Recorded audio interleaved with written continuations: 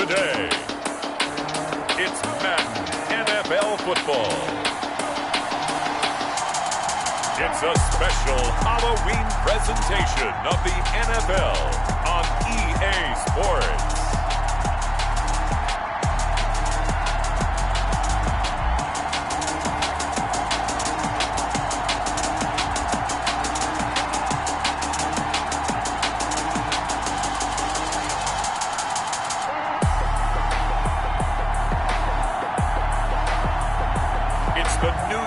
Giants taking on the Seattle Seahawks.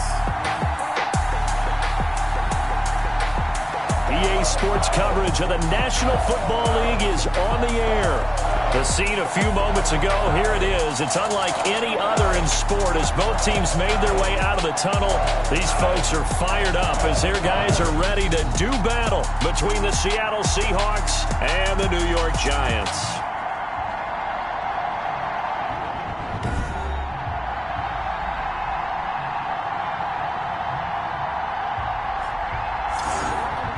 With Charles Davis, as always, I'm Brandon Gaudin. Charles, you talk about storylines in this one. I think it begins and ends with our two quarterbacks, certainly two of the best in the business.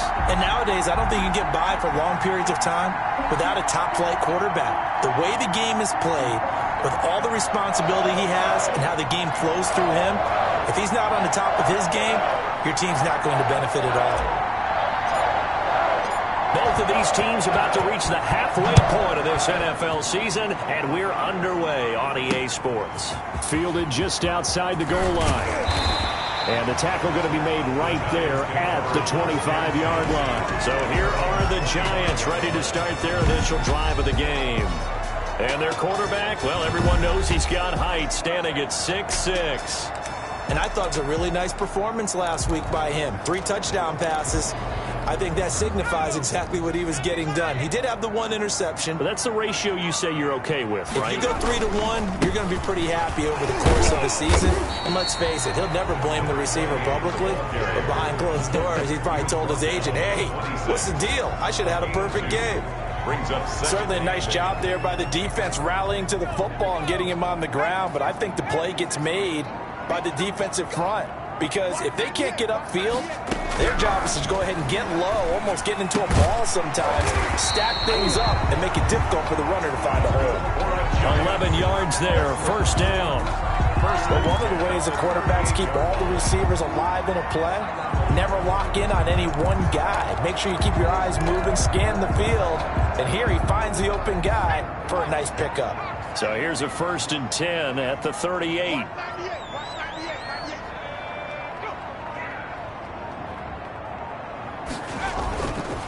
Going to give this time to the tailback.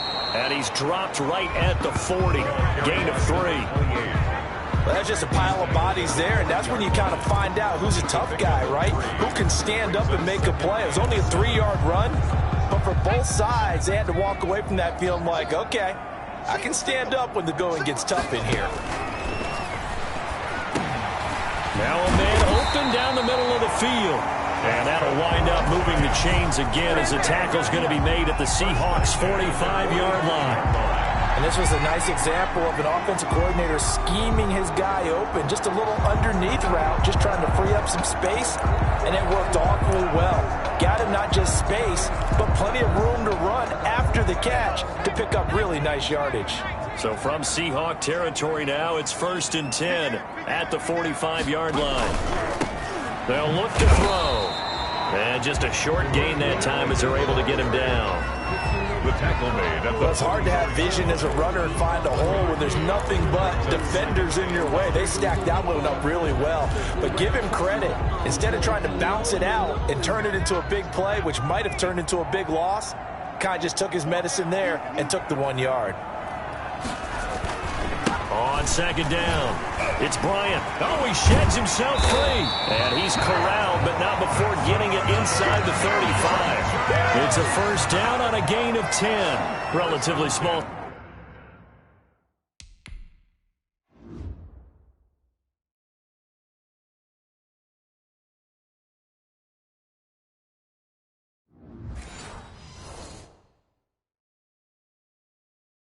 Sample size, but that's his longest run of the first quarter. Bounced it out to the outside to make it successful. And to get there, you actually need some help. It's not just your pure speed getting to the corner, making sure that the blocking is taken care of inside so the pursuit doesn't get you.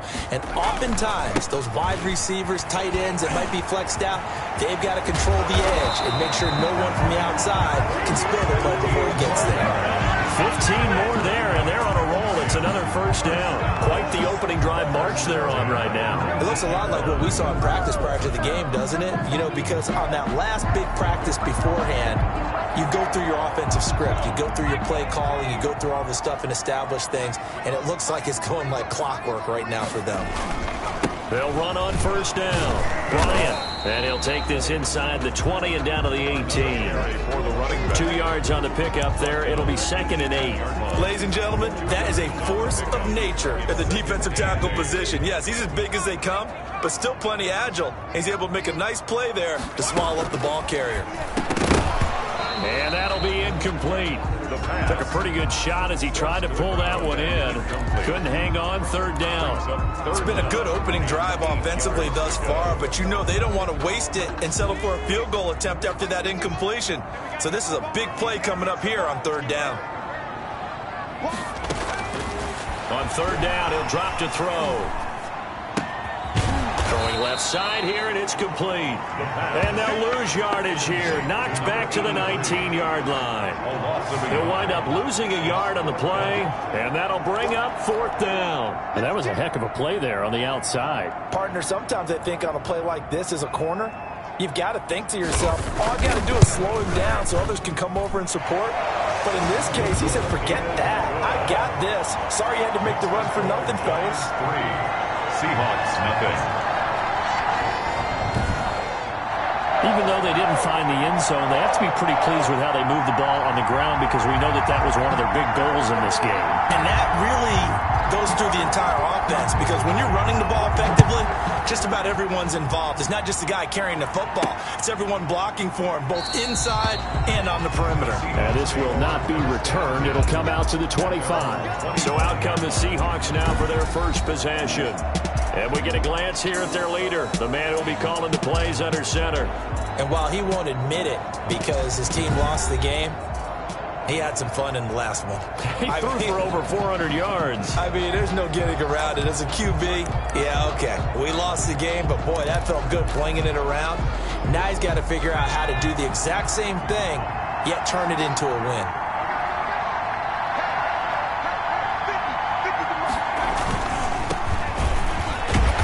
He's upended after a gain of 2 out to the 27. Not a whole lot there. The defense was ready, it looked, for that run-pass option. You get the sense that next time he has that opportunity, he may keep it himself and get to the perimeter. Probably owes his back a little bit of an apology on that one, huh? To throw on 2nd down. Bear. Oh, he's got a man wide open, complete. And they'll get it up just short of the 45 at the 44. That one good for a first down pickup of 18 yards. Well, that certainly has to feel good. It's not all the time that the play caller should get all the credit. Sometimes I think in the huddle, the quarterback just says, hey, who's going to make a play for me? I just need something right here. And the end result there, nice first down. Drive keeps moving.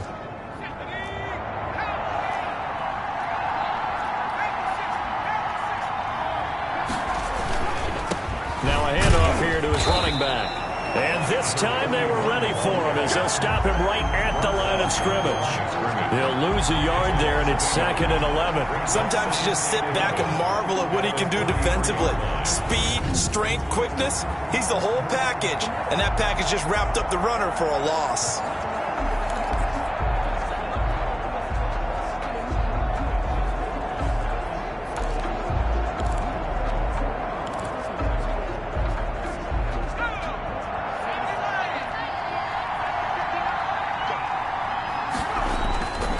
The bootleg. Byer sliding out of the pocket. And he finds a man on the crossing route. And they're going to have another first down as the tackle's made at the Giants' 39. He goes for 18 there as the drive will continue. That's the number 2 receiver in the NFL in terms of yardage. And tell you what, a few more plays like that, he won't be number 2 for long. Well, that's what often happens when you have competitors running around the field. These guys know where they stand in relationship to yardage, totals, numbers, the whole deal. And let's face it, all of them, they all want to be number 1. So the drive takes him into Giants territory now, 1st and 10 at the 39-yard line.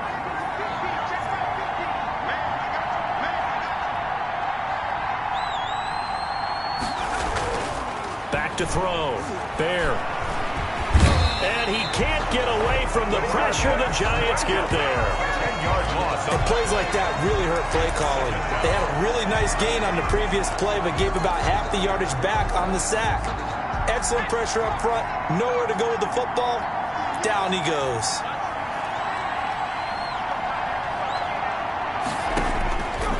Looking to throw on 2nd down.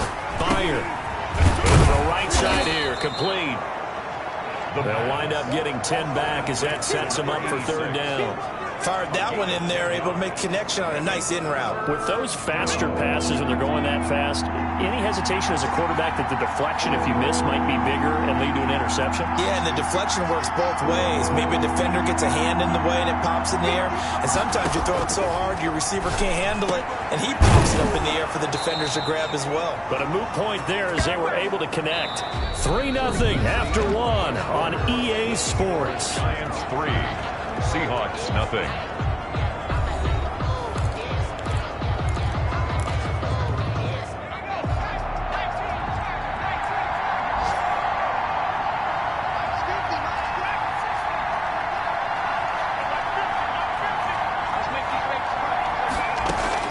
On 1st down, Bear.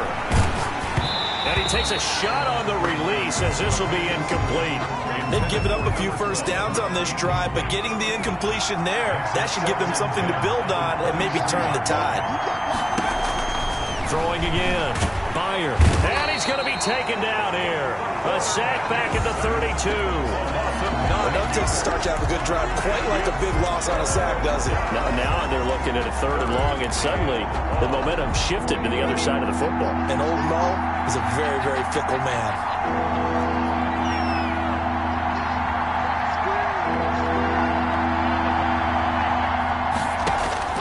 Throwing on 3rd and long. Bear. Looking left side. He's got it. Complete. And they'll be inside the 25 now at the 24. It'll be a gain of 8, but it also lead to a 4th down. So much about this game is just understanding situations and then having to execute, isn't it? Guard the 1st down sticks. Don't let them get there. And they rallied and made the tackle. And this one is right through. And that will tie us at 3-3.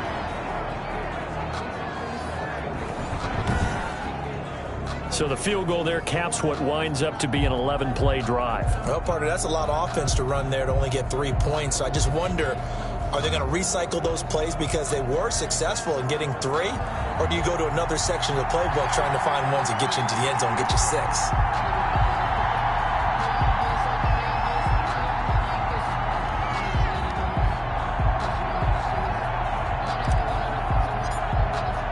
Each team with a possession, each team with a field goal as the kick is away.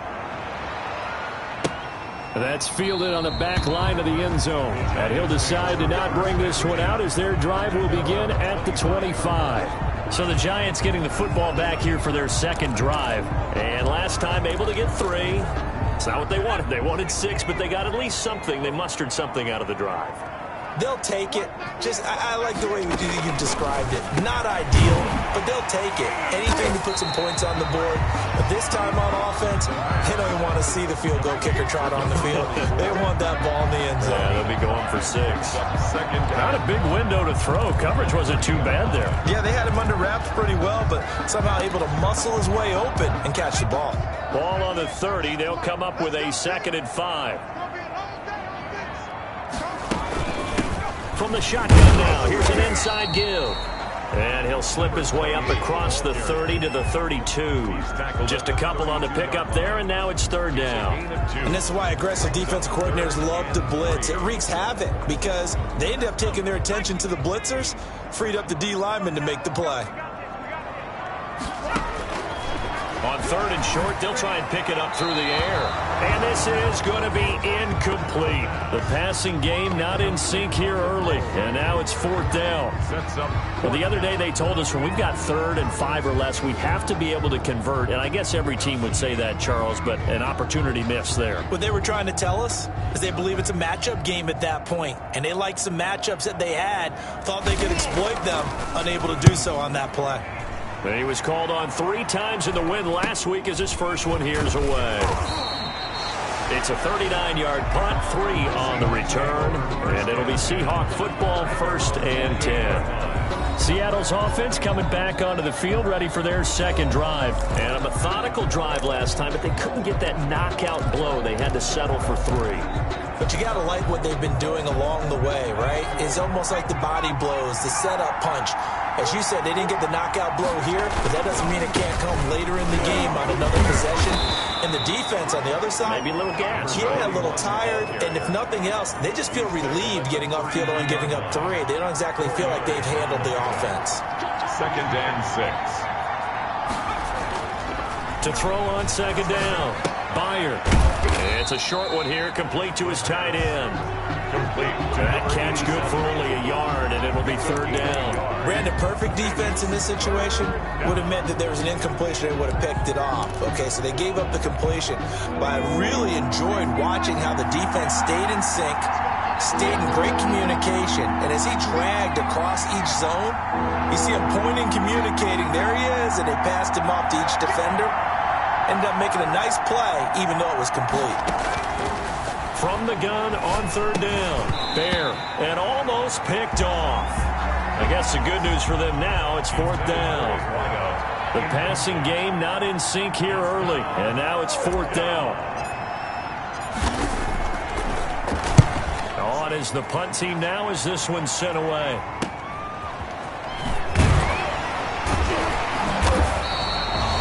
Call that a punt of 38 yards officially, and it'll be Giant football, 1st and 10. New York ready to go again offensively, and they're coming off a 3-and-out, my friend. I think they've got to look at that play sheet and go to a spot that they haven't gone before. Time to shake things up a little bit to try and get this offense moving. Okay, so how do you do that? How do you shake things up? You look at what you've called before, realize it hasn't worked go to so something well, else. and maybe try and find one of those special plays from one of your better players, and maybe try and hit something big and get things going in the excitement area.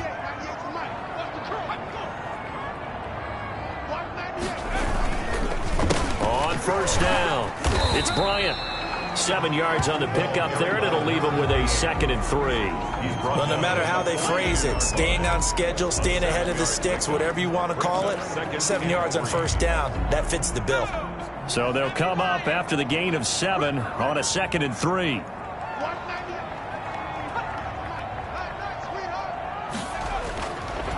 Now back to throw. He's got his tight end on the corner route. It's complete. And they'll get this well past midfield before being stopped just before the 35. A gain there of 21 yards.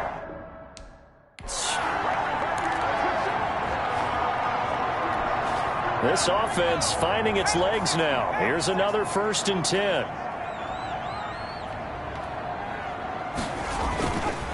And he'll give it here to his running back. And he'll get 3 down to the 34-yard line. Now we've got a Giant player here slow to get up after that last play. While the trainers take a look, we'll step aside.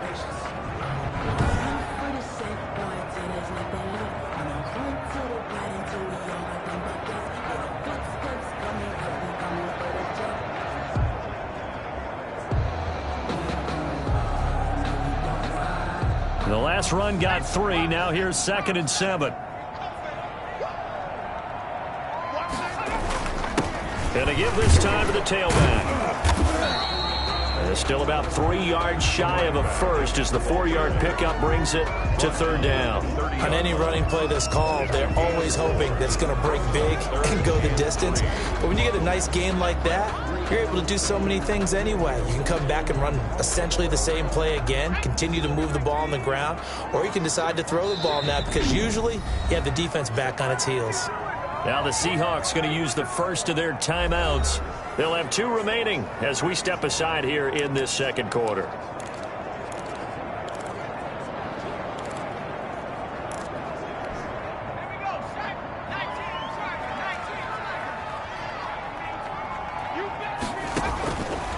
Out of the gun now on 3rd down. It's a short one here, complete to the tight end.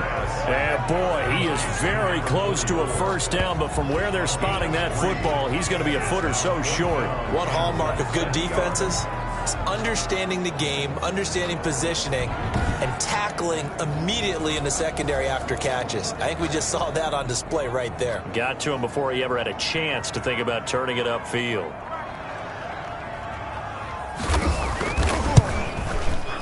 And the 10-year vet knocks it through the goalpost. And the Giants are off now to a 3-0 lead. 6, Seahawks 3. So we're trading first-half field goals. No breakthrough on the touchdown front. Got a 6-3 game. Man, I know so many people look at a game through offensive eyes, right? They want to see how the game's played that way. You know how I'm going to view it, right? The defenses, to me, have responded well in this game. Like what I'm seeing from them, both of them hoping to keep it to field goals and not give up big touchdowns. Seattle again getting ready to take over offensively. They punted last time they had it. What steps, Charles, you think they have to take to make sure they don't do that again? Well, let's just go to the football 101, the trade expression 101. Win first down. Make 5, 6, 7 yards on first down and make it a 2nd and 3, 2nd and manageable. Keep accumulating first downs that way. Keep moving the football. You don't want to get behind the sticks because then the defense has the advantage.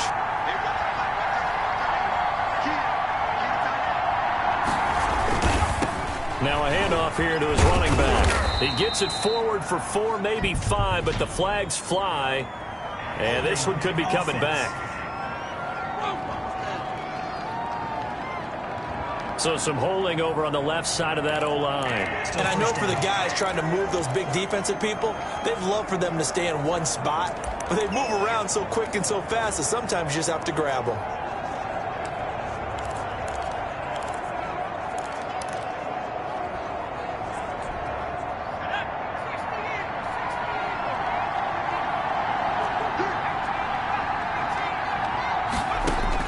Operating from the gun. Byer. Quick hitter here. It's complete. And he's going to get 7 out of this before being taken down at the 27. A gain of 7 brings up 2nd down at the 27-yard line. And we've hit the 2-minute mark in this first half of action.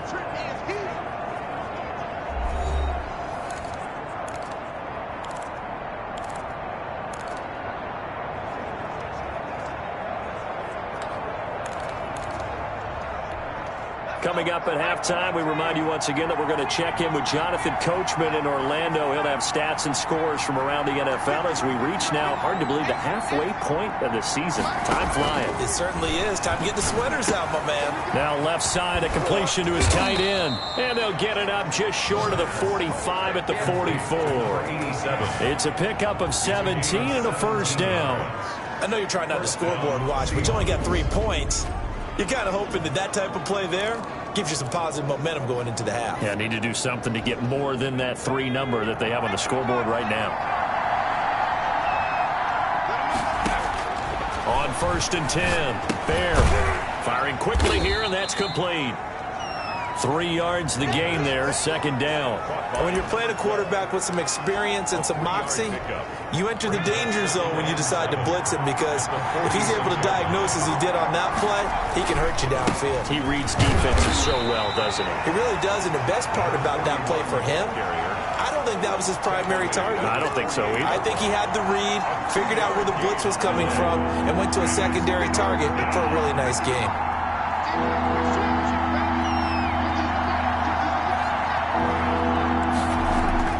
On 3rd down, Byer. And that is incomplete. The passing game not in sync here early. And now it's 4th down.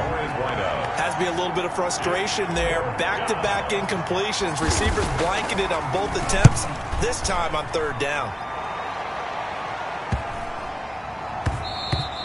And And no one there to stop it. Hits at the 8, but it carries all the way into the end zone for a touchback. There again is the running back as he trots onto the field. He's over 40 yards here in the second quarter. Been nice and effective for them, hasn't he?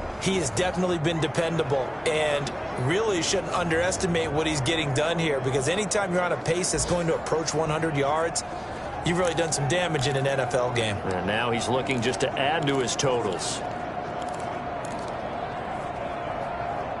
A little under 30 seconds to go. We'll see how they play it here on 1st and 10.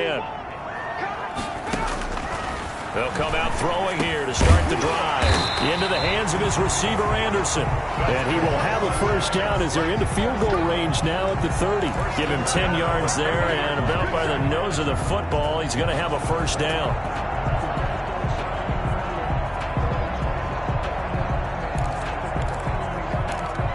And you see the clock almost empty, so this is likely the last play in the second quarter. They'll throw now on the final play. And a quick throw here, that's complete. And he slips up past the 45 before being tackled. So, I know we hold off on the halftime update after all. Seems like everyone's ready to go here for the second half in Week 8 in the NFL.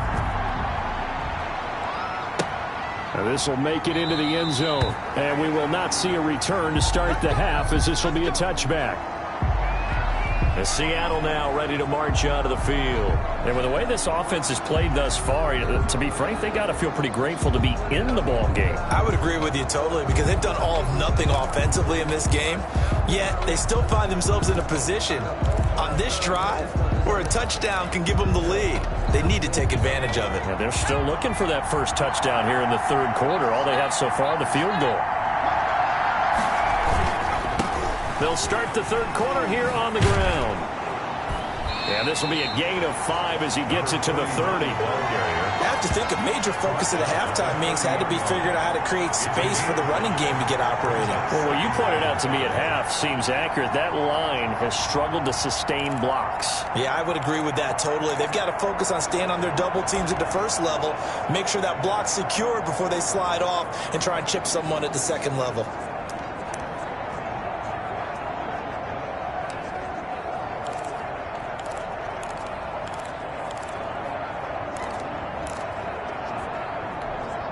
Ball on the 30. They'll come up with a 2nd and 5.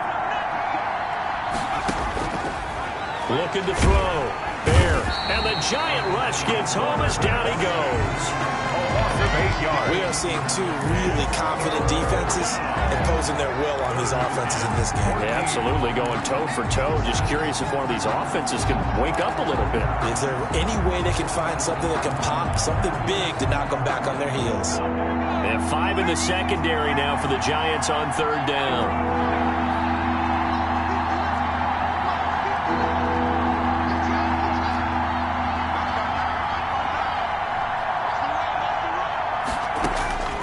From the gun, Byer going right side here, and that's complete.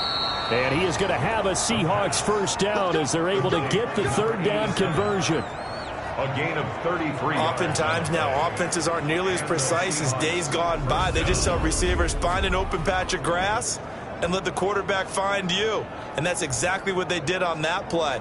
First with the pass through the air, nice chunk of yardage there, and then additional pickup with his legs after the catch.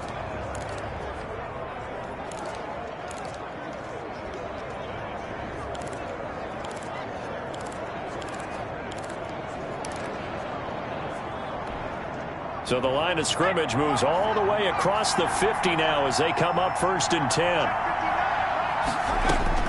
Operating from the gun. There. And he will find his big tight end over the middle. And he'll get this one down near the 20-yard line. Just shy of the 20. Back-to-back receptions for him, and it's another first down. I don't know what they talked about at halftime. Whatever it was, it worked. They look like a different team here in the third quarter. Yeah, I doubt that there are very many trash cans that got kicked over, that type of a speech. I think what they did was they analyzed what worked in the first half, what didn't, and figured out a better game plan. Now he'll dump it underneath to his running back. Complete. It's a gain of 9 yards. And it'll be second and about a yard to go for the first. Caught that look from you there, partner. I think we're on the same page on that one. Just his first catch, I think we both thought he'd be a little more active in the passing game. Let's see if that's the start of them trying to get the ball to him a little bit more here in the second half. And he'll give it here to his running back. And the stop will come inside the 5 at the 4. That leads us to a 1st and goal. It's a pickup of 8. We don't talk about it very often, but sometimes there's a dip in intensity when you start the second half, which can manifest itself in some sloppy tackling. And how about right there? He ran right through that weak tackle attempt.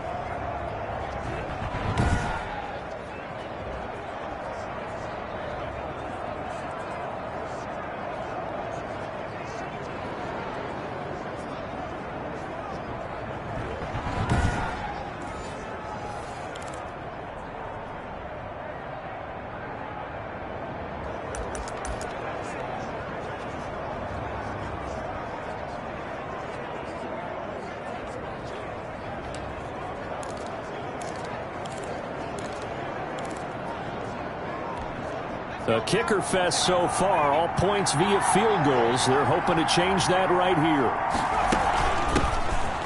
Shotgun now. Here's an inside give.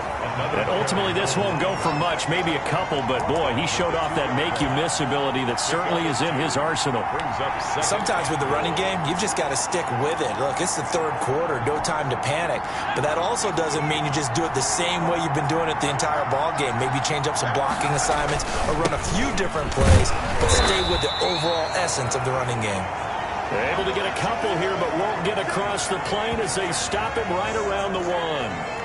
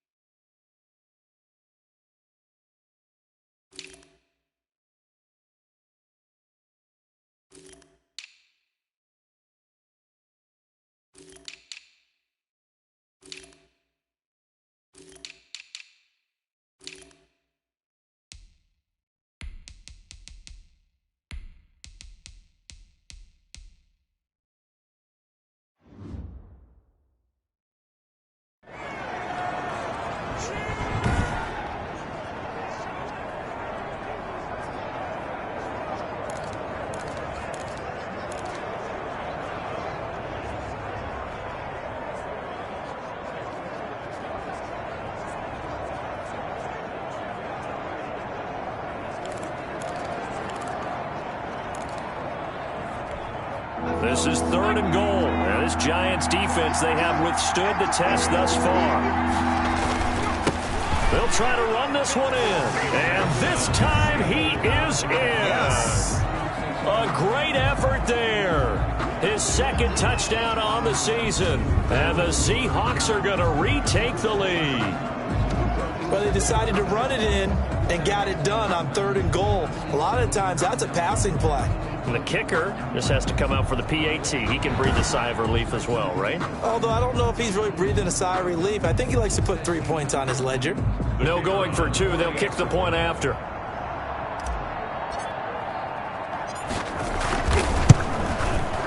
And he's got it as the lead is now 10-6. So that drive consumes 9 plays all told. And it ends with a 1-yard touchdown run.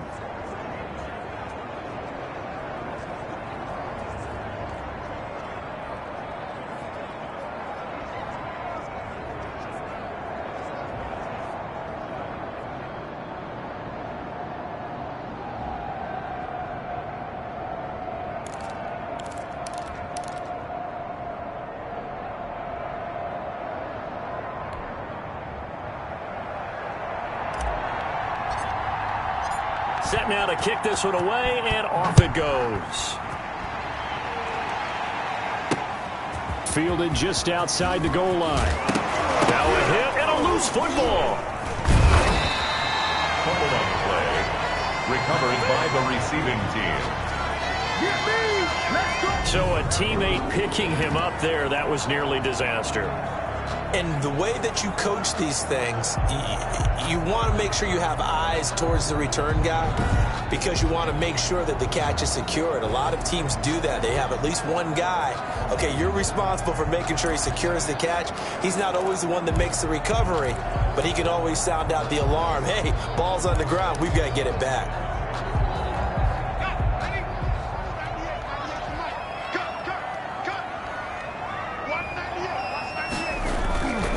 Play-action fake. They'll look to throw. Wide open receiver complete. And he's taken down right at the 45-yard line. Give him 30 yards there. Well, you had all halftime to think about what you wanted to do to start the second half. They came out with a big one. Does that not beg the question? What was happening in the other locker room at halftime? Was that the one play they didn't cover as a possibility? Because they just gave up a big, big gain.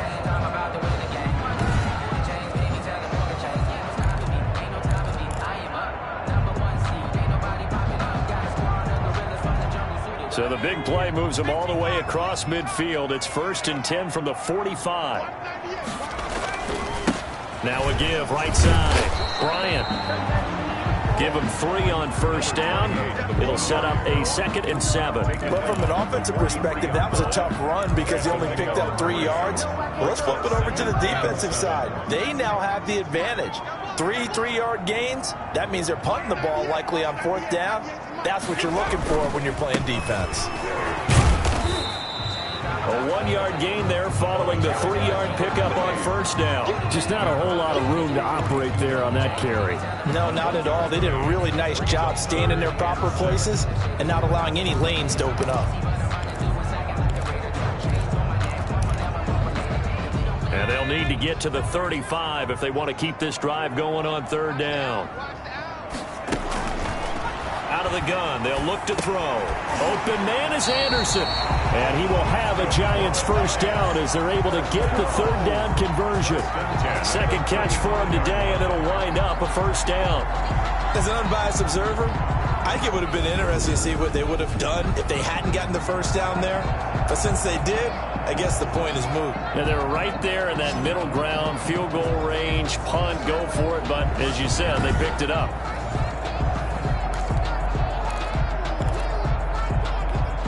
Ball up to the 35 now as they come up on 1st and 10. Now a give right side. Bryant, and a nice move will yield nothing as he's stopped behind the line.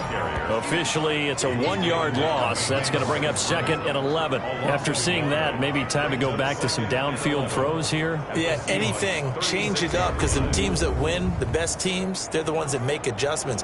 Doesn't mean you can't come back to what you thought you could get done. Sometimes when you open things up a little bit, you can get back to what you wanted to do before.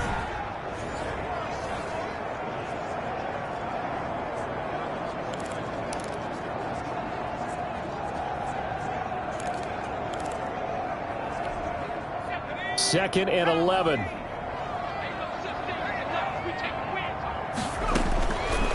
Now a shotgun snap as they'll look to throw. He's going to flip one out here to his running back. And that'll wind up moving the chains again as the tackle's going to be made at the Seahawks' 20-yard line. 17 yards on the catch and run. It's a 1st down. This drive, it's been a good mix. 3 passing plays, 3 runs, hitting on all 3 of those passes, and the last one putting him in the red zone. So wouldn't you think play action right here? Because you've got the ability and had the ability to run it and throw it. Go play action and take your shot at the end zone. Over the middle, complete. It's Andrews. Yeah, this will leave him a yard short. Nice pickup of 9 yards on 1st down. And a lot of people ask the same question all the time. Why do we see so many slants in the red zone? Well, the windows are tighter. Everything's more condensed. It has to be quicker, and you've got to deliver the ball on time. Your biggest worry? Ball gets tipped in the air. Because if that happens, then it's fair game for the defense. And he'll get it here to the 10-yard line. Now that's the way to do it.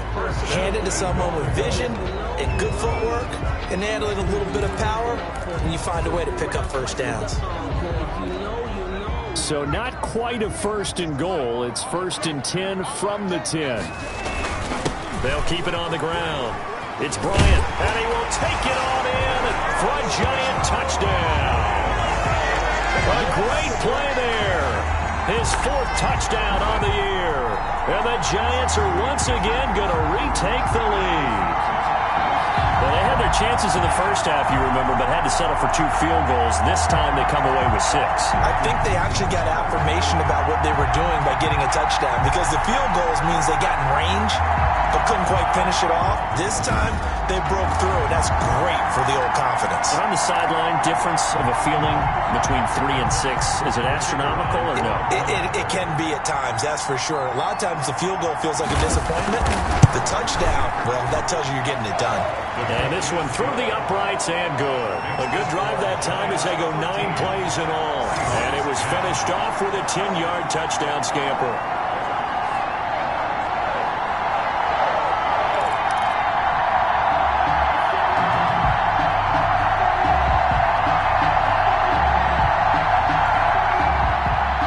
The kickoff unit is out on the field, and they will send this one away. This will make it into the end zone. And no effort to bring this one out. It's a touchback. At their own 25-yard line.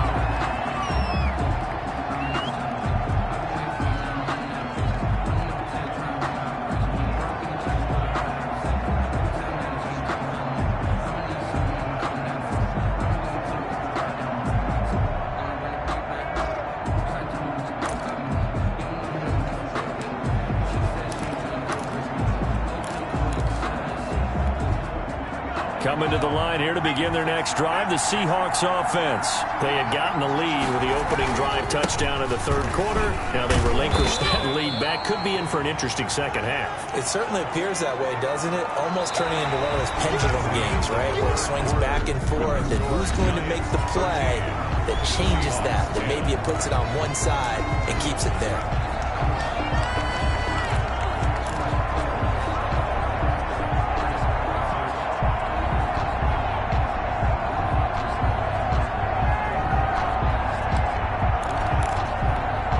Here's 2nd and 7 now from the 28. Back to throw. Fire. Quick hitter here. It's complete. And they're able to get this one across the 35. It's a first down on a gain of 10. Tell you what, he's been able to put the ball in some tight spots all game long. That throw, no different. Yeah, a lot of people would call it a gutsy type of a throw. I think he looks at it as, I can do it, so it's not that big of a deal to me. I'm going to keep firing. And he'll be taken down across the 50 at the 45 in enemy territory.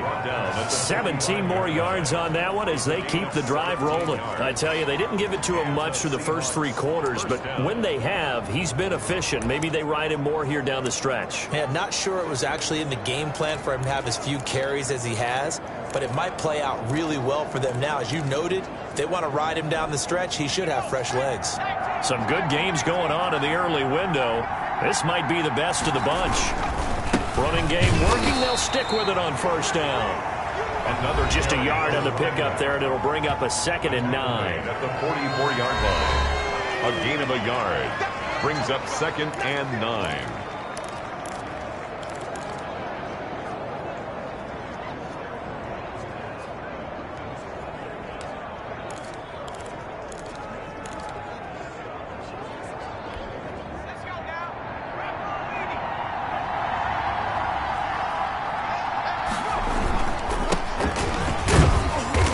And he'll get it inside the 40 to the 39. Call it a gain of 5 that time, and they'll be left with a 3rd and about 4.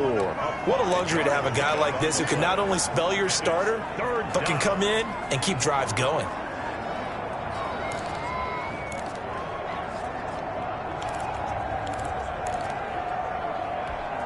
The Seahawks on 3rd down. They've hit it 50%, 3 of 6 to this point. This is 3rd and 4. From the gun, Bear, and he can't get away from the pressure. The Giants get there.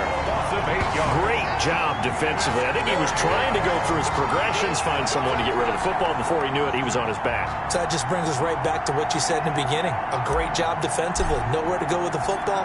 That led to the sack. So they're forced to punt on 4th as this one's away. And he didn't quite have the backspin on that one. It hits at the 4 and continues into the end zone. It's a touchback. And New York set to take the field. Their defense got the stop, forced the punt, and now you really start to monitor the clock as they nurse this slim lead.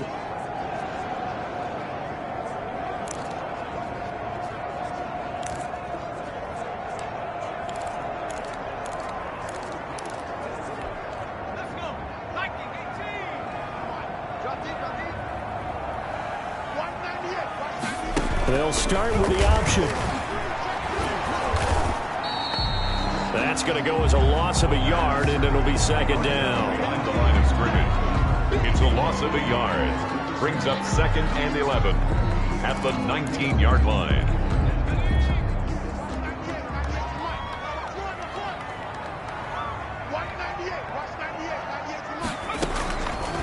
Now they'll throw here out of the gun. Firing quickly here, and that's complete. He'll be dropped at the 25 after a gain of 6. It's a gain of 6. They gave up the completion there, but this is what zone defenses count on. Catching the ball and not much run after the catch.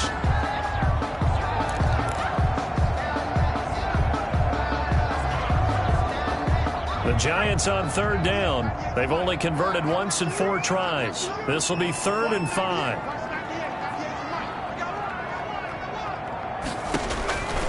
From the shotgun, he'll look to throw. And the throw there going to be incomplete. Incomplete. Results in a 4th down. As defensive coordinators around the league tell me all the time, that throw is not for every quarterback because you've really got to drive the ball downfield. It's going to be a tight window for him to fit that one into. In this case, unsuccessfully.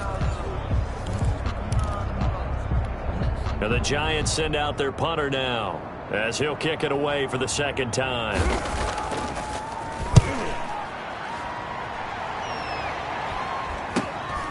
Taken from just outside the 30. And he gets this up across the 35 before he's out of bounds. It's a 42-yard punt, but 8 on the return. And the offense will take over with a new set of downs. The Seattle offense now set to come back out on the field. Their defense accomplished step 1 of the mission. They forced the punt. Now they'll look to erase that deficit and take a 4th quarter lead. So good starting field position for them here as they come up 1st and 10 at their 38.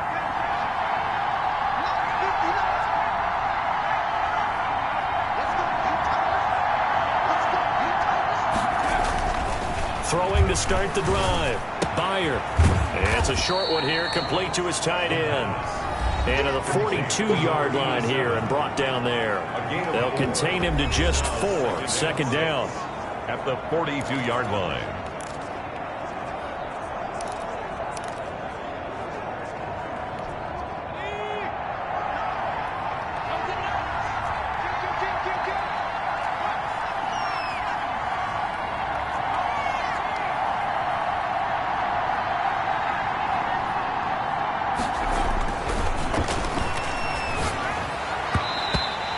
Over the middle, but it's incomplete. Quarterbacks work all the time on manipulating a defense with their eyes and their head movement. In this case, he just stared the receiver down. That allowed for excellent coverage, able to knock that one away. One of the bigger plays in the game thus far. The crowd getting into it as we come up on a big 3rd down. Operating from the gun, Bear. And this time he's got the hook up. It's complete. And he's going to be out of bounds, but not before he takes it inside the 40. Nice 3rd down conversion and even 20 yards. And here we are in the 4th quarter, partner, and watch them drive for what would be a go-ahead touchdown. And you and I both know this is where you need a quarterback who can keep his cool back there, not just for himself, but to keep the rest of the team relaxed too.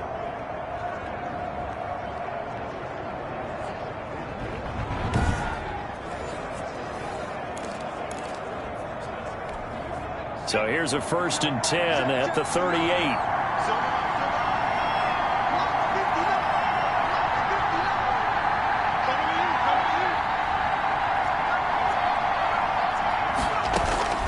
From the gun, Byer. He lets this one fly toward the back of the end zone. And this will be incomplete. Physical play on the football there, and it's second down. And that's one of those plays where it's hard to keep two eyes on the football when you know the contact's coming, let alone getting two hands around it, hugging it to your body, and absorbing the hit, even for those big tight ends who you would think could absorb that contact. And he comes back with one complete. And he gets it down a yard or two shy of the 30 before he's out of bounds. Well, when you're leading in the fourth quarter, that's not the penalty you want. Not at all, and now your discipline comes into question. Having poise this stage of the game, you can't have those kind of plays. So now a fresh set of downs, 1st and 10 after roughing the passer.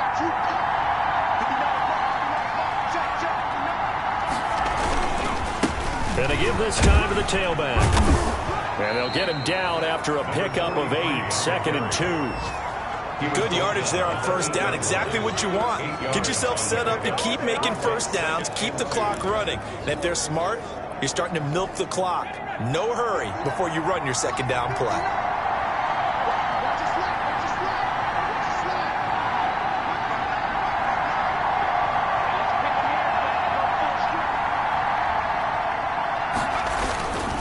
They'll keep it on the ground. It's Parsons, and the stop will come inside the 5 at the 4. 4 yards on the play, and that leads to the 1st and goal. But we always talk about good down and distance, allowing offenses to expand their playbook. Well, 2nd and 2, that means your playbook's wide open. You can run just about anything. But a lot of times, the play caller, he just looks down at his sheet, sees the short yardage runs, and goes to one of those. They'll try and run for it on 1st and goal. And he'll be stopped about a yard shy of the goal line after a pickup of about 3. Short of the goal line. A gain of 3 brings up 2nd and goal.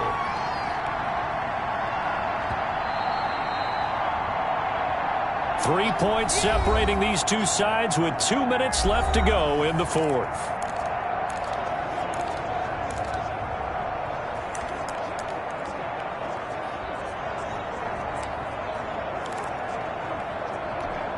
So it's Seahawk football as we march toward a conclusion. And they're knocking on the door. 2nd and goal now in a 1-score. And he's across the chalk into the end zone. Touchdown, Seahawks. It's the fullback. His 3rd touchdown now on the year. And the Seahawks have taken the lead here in the 4th. And touchdown, and congratulations, and 0 relaxation ahead of them, right? Way too much time on the clock for them to start celebrating. Yeah, part 1 is done, but now on the sideline, you can already see them scrambling down there. They're getting those defensive guys ready. Yes, you have to get those guys ready, and you also have to talk to your special teams guys. Make sure the kickoff is exactly what you want and cover it well.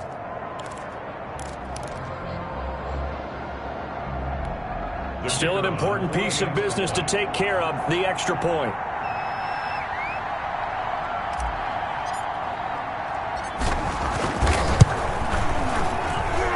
And that will make this a 4-point game. So that drive in total 8 plays. And it ends with a 1-yard touchdown run.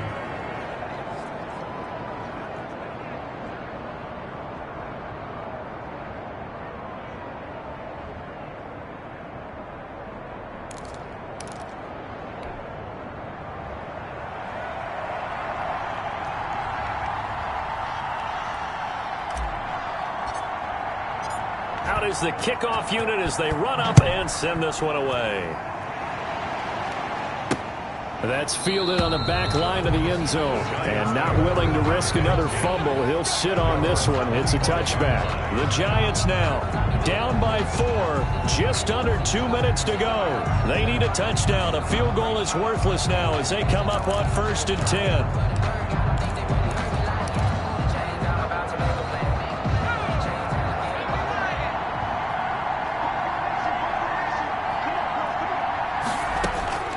He'll look to throw. And that's going to be incomplete. Too tough to hold on to that one. It's 2nd down. Work with me, partner. Take a deep breath, because that's what they're doing down the field now. That incompletion allowed them to exhale a little bit. Get in the huddle, kind of scan the crowd, see if any celebrities are here. Relax a little bit as they start this big drive. Here's a throw to his running back. It's complete. And not much to speak of. Call it a 1-yard gain up to the 26. They do get a yard there, but only a yard. Leaves them with 3rd and 9 looming. How about some applause for the defense there? They forced him to throw that one into coverage, and just like that, they're staring at a 4th down. Well done.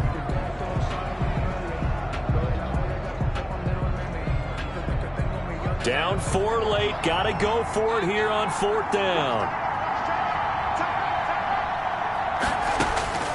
Back to throw. He's going to let it fly. And that is incomplete. They had to go for it with such little time remaining. And the Seahawks, they'll get the football back in outstanding field position.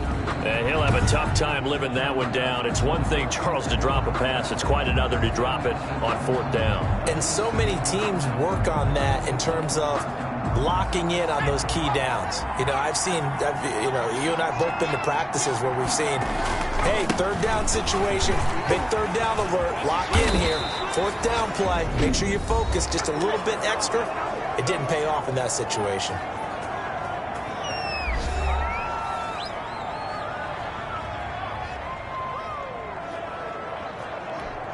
They're not totally home free yet, but it's looking good as they come up 1st and 10.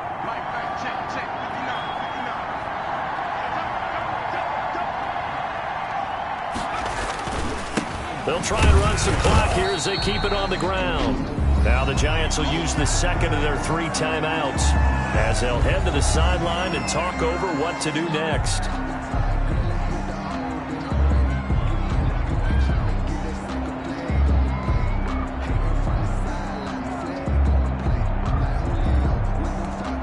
Officially nothing on that last run. They'll try again 2nd and 10. Now a handoff here to his running back. And here he'll get it down to the 7. The Giants going to burn their 3rd and final timeout as they'll head to the sideline and talk over what to do next.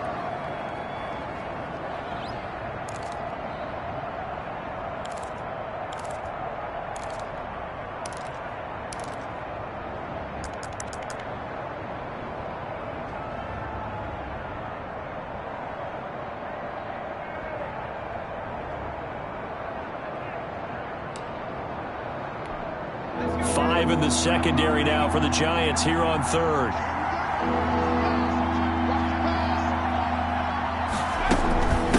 From the shotgun now, here's an inside give.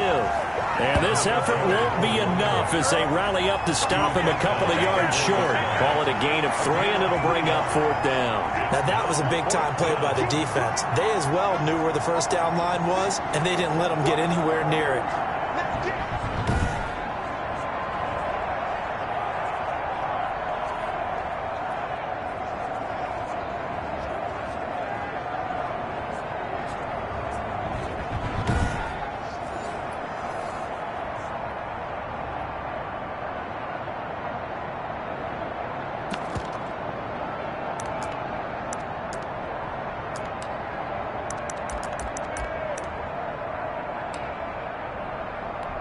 So on 4th down, out trots the kicker in a big spot here.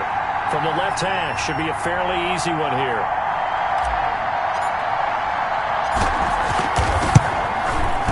And his kick is right there. It's good. And high fives for that one as that drive ends in 3. But from a defensive perspective, though, I think maybe they're saying, hey, we did what we needed to do, kept this a 1-score game. Yeah, without a doubt, because they were able to bleed some time off the clock, right? Put themselves in a good position, but it's not out of reach yet, okay? Being able to hold them to a field goal means that they do have a chance to come back and win this game. So now all eyes shift to the Giants, trailing by a touchdown. 34 seconds to go. They've got to travel to full 75 yards, and time is obviously a huge factor here. 1st and 10.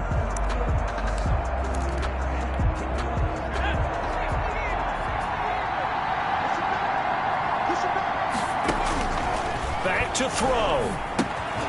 Looking for his running back, and he's got him. And he's going to be dropped following a pickup of 7 past the 30 to the 32.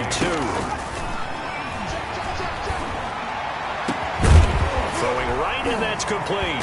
And all the way down to the 26. For a Giants first down. Well, going into the final play of this game, they knew that they needed some type of a miracle there at the very end, but they couldn't get it done. However, we were treated to really a spectacular affair. Even though they didn't finish it off, you're exactly right. They took us down to the last play. We're still, you're wondering, could it happen? Possibly, even though we both knew it was a long shot. So for the Seahawks, they remain one of the hottest teams out there as the win moves them to 6-1. And they'll head back home next week to take on the Dallas Cowboys. Meanwhile, for the Giants, they dipped to 2-5 now with the loss. And they will be back home next week for a date with Washington. And for Charles Davis and our entire crew, I'm Brandon Gaudin. You've been watching the NFL on EA Sports.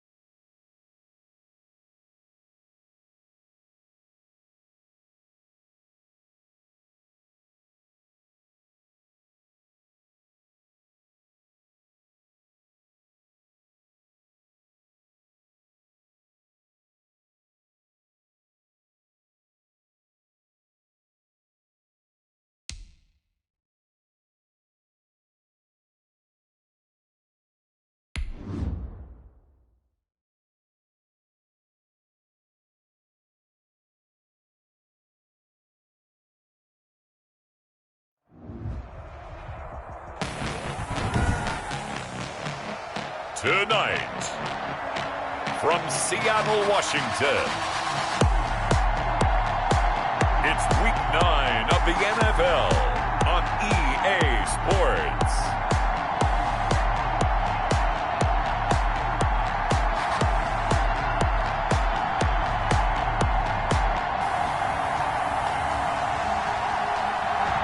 With the beautiful Puget Sound just to our west, you get a look inside Lumen Field here in Seattle, Washington.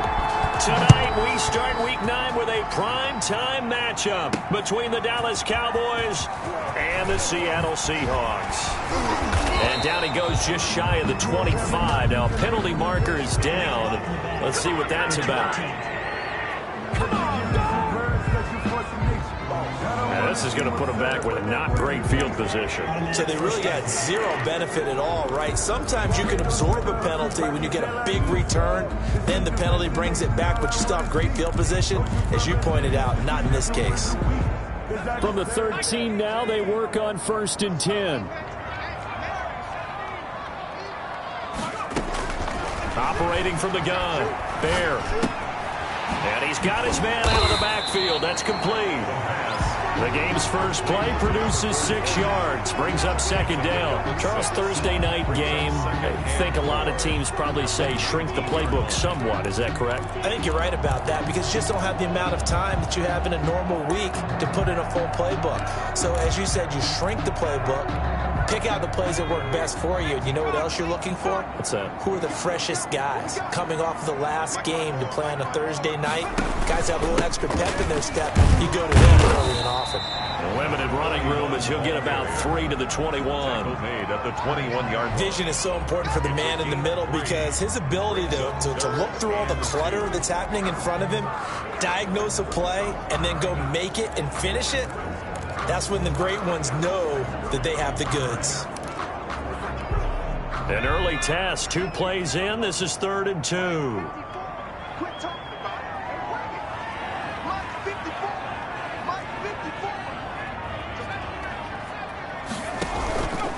Looking to throw.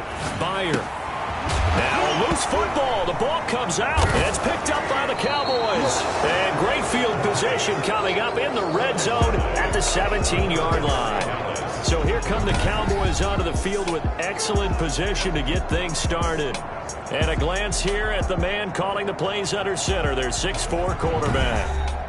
Would you say that last week's performance by him, workmanlike in terms of numbers? 1 touchdown, 1 pick, but obviously a loss. Yeah, that's the bottom line for him. All he cares about is how do we find a way to win the game. Maybe he leans on a few other parts of the offense and hopefully springs a receiver or 2 free.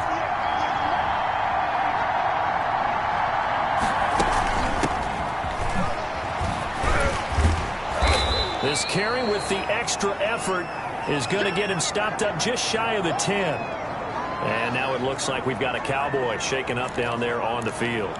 While the training staff takes a peek, we'll take a break. The first down run got 5. Here's 2nd and 5.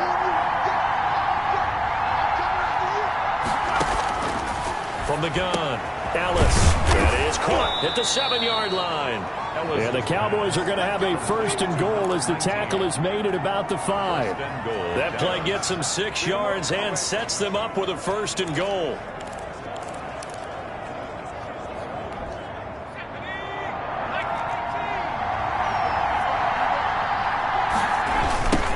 Now a handoff looking right.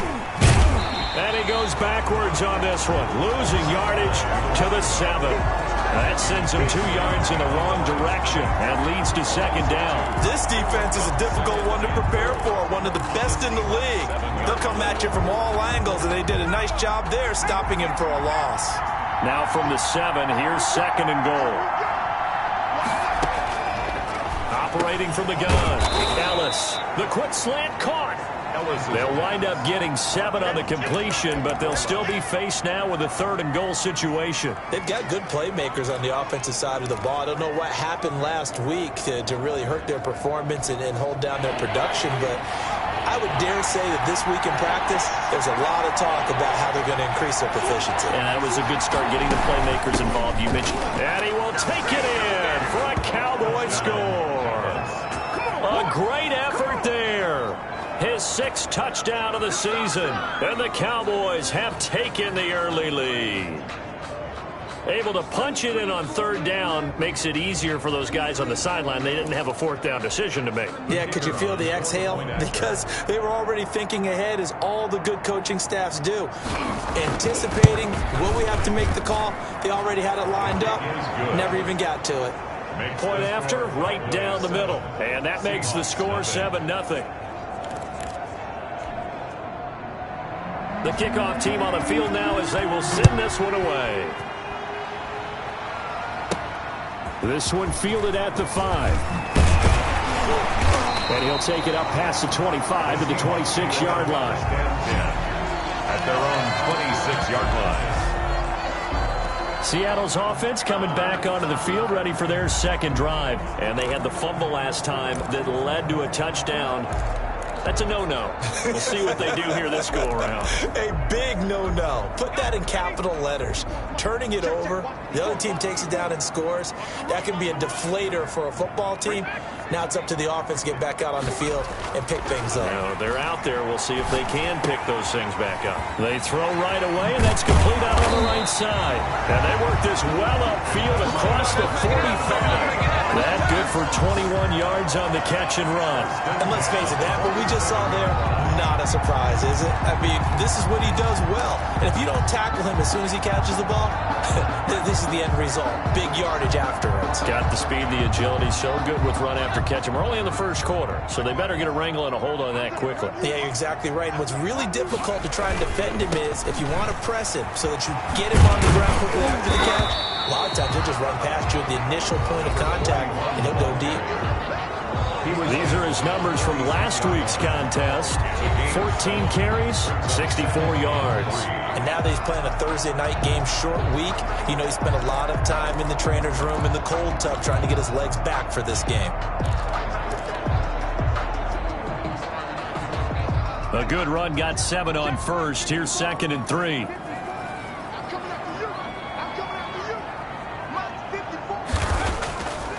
Back to throw. Bear.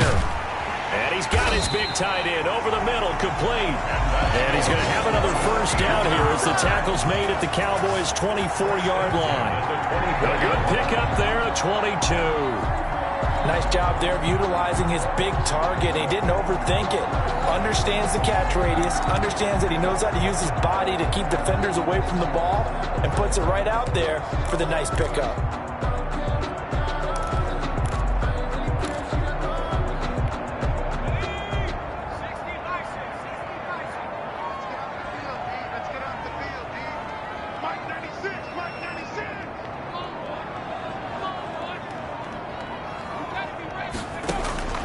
Throwing on 1st down. Byer. And he's going to find his man out of the backfield. That's complete. And they'll work it inside the 15-yard line before it's all said and done. Another strong gain on the last 2 plays. They've moved it a combined 33 yards. From the 13 now, they work on 1st and 10.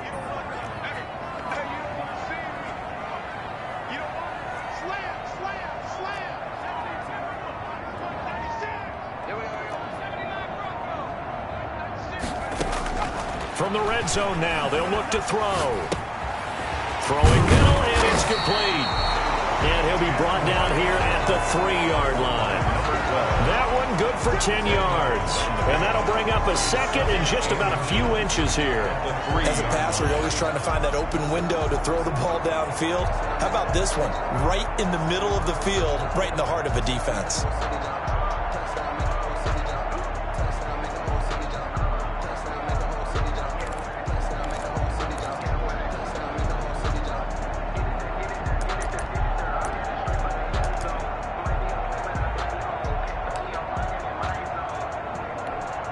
So not quite a 1st and goal just yet as they come up now 2nd and inches.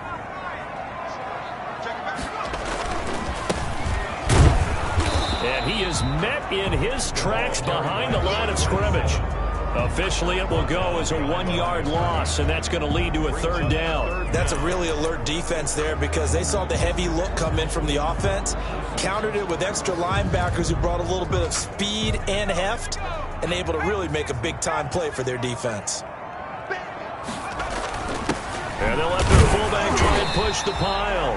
He didn't get the touchdown, but he did get the first down as he's tackled at the 1. It's a 3-yard pickup, and that sets up a 1st and goal. 3rd and 1, who are you going to call? Not the scat back. You go with the big man. Hand him the ball and let him get upfield and pick up a 1st down. And again, they'll go right back to their fullback. And he is in for the Seattle touchdown. It's the fullback. His 4th touchdown on the year. And the Seahawks just an extra point away from tying this thing up. Well, if at first you don't succeed, try again. They go to the big man. 2nd time he gets it down. Almost as if they were feeling like he was establishing a rhythm. Give it to him again and again. And how about the end result? Finishes it off in the end zone. Touchdown. Great run and the score.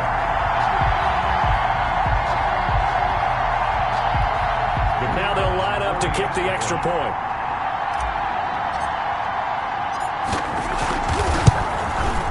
It's up and good. So these teams match touchdowns here in the first quarter, and we're tied 7-7. So that drive takes them down the field in 8 plays. And it ends with a 1-yard touchdown run.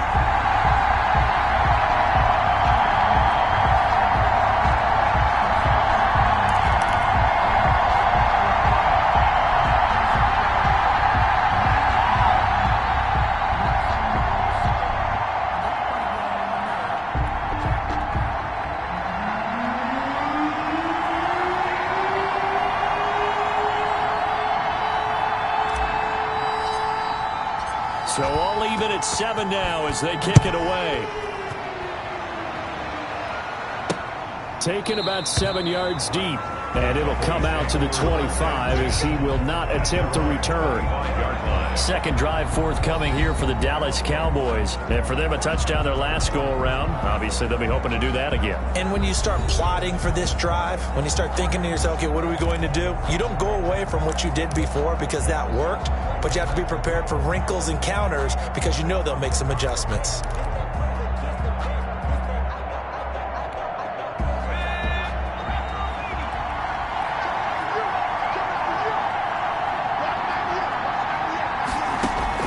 On 1st down, Ellis got his man complete over the middle. That's long.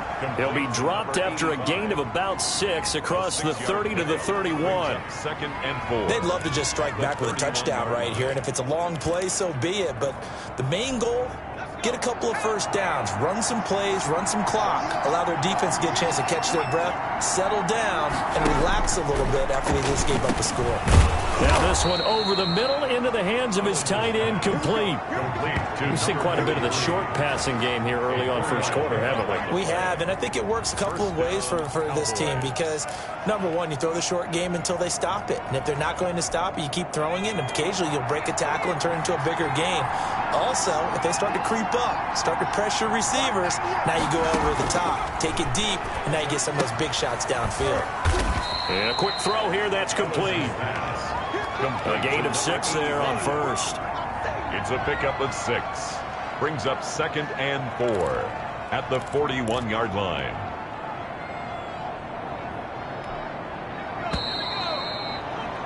These two teams all tied after 1. With the score tied 7-7.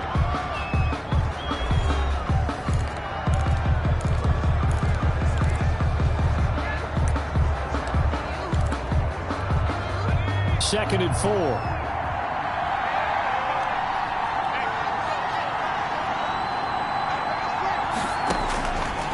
From the gun, Ellis looking for his tight end on the corner. It's complete. And that'll wind up moving the chains again as the tackle's going to be made at the Seahawks 40.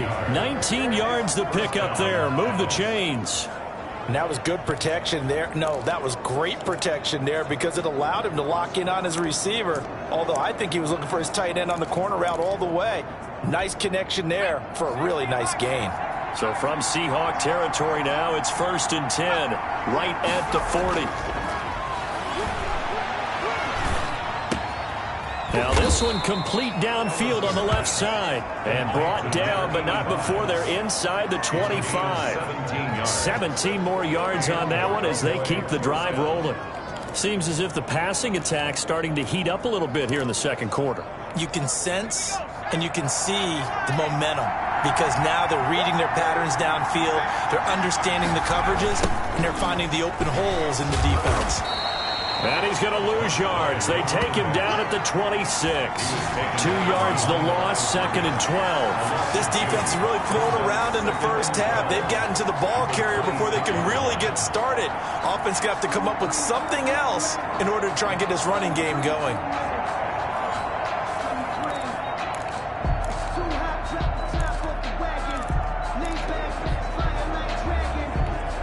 A rare misstep on that last play because the drive has been strong, but now it's 2nd and 12. Looking to throw. Ellis. And it's a short one here, complete to the tight end. They'll wind up getting 10 back as that sets them up for 3rd down. And after that completion, you can understand why so many teams in the league are emphasizing speed on defense at every position. The tight ends have created so many tough matchups now. If you can't run with a tight end as a linebacker, this is going to be the result every time. From the shotgun now, here's an inside give. And he will be very close to a 1st down, but I see the closed fist of the referee, and that means 4th down. Well, they certainly had success throwing the ball on this drive, and not as much running it as we just saw once again on that last play, stopped after a very short gain. But I wouldn't abandon the run totally, because otherwise, pass rushers just tee off on your quarterback. Makes it very, very difficult for him in that situation.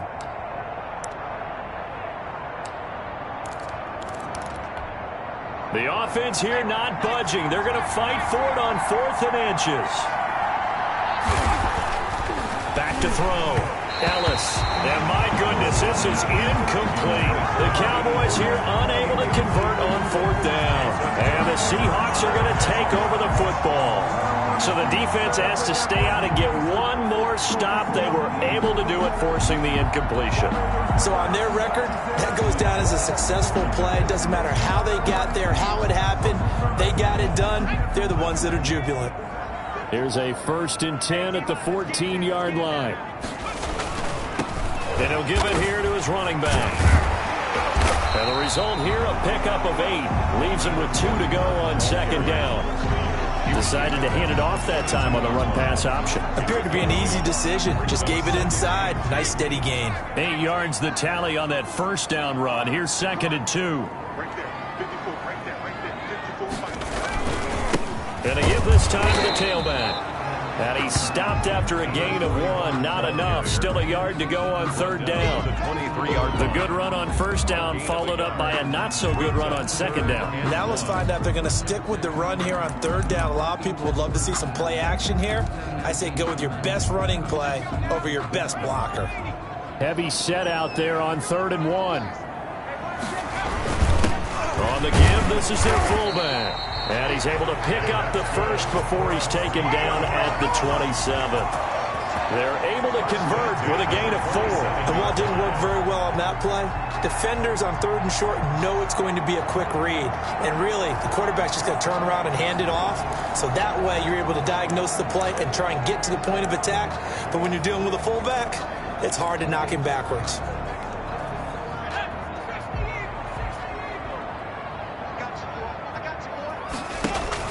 Off the bootleg. Bear rolling to his right. He's got his man on the crossing route. And he slips up past the 45 before being tackled. They call it a gain of 19, and it moves the chains. We talk about mobility on quarterbacks all the time. Here's where it really pays off. Able to move, evade, and is accurate throwing on the run and picking up a 1st down. A couple of 1st downs on the drive already, as they'll go from the 47 now on 1st down. Now a handoff here to his running back. And he'll get it down here to the 43. 4 yards. That's a really nice job by them picking up the run blitz and detecting it and blocking it and turning it into a nice run. And a lot of times you think if you blitz a running play, you're going to smother it. But a lot of the blitzers, they come in a little bit high. They don't have great leverage, and they're easily blocked and turned to the side. Still a few inches short of a first down as they come up now on second down. And he'll give it here to his running back. And he's corralled, but not before getting it inside the 35. 11 yards there, first down. Interior of that line blocked really well on that run, but also the two tight ends, they blocked well too. Not only have they scouted the line of scrimmage, with their agility, they can get upfield and hit moving targets like linebackers, defensive backs. They do a really good job helping out the running game. Right back to him on first down. This will be stopped about 2 yards shy of the marker. 8-yard gain, 2nd and 2. Now we're going to get a timeout here as it looks like there's a Seahawk injured on the play. While the training staff works on him, we'll step aside and be right back.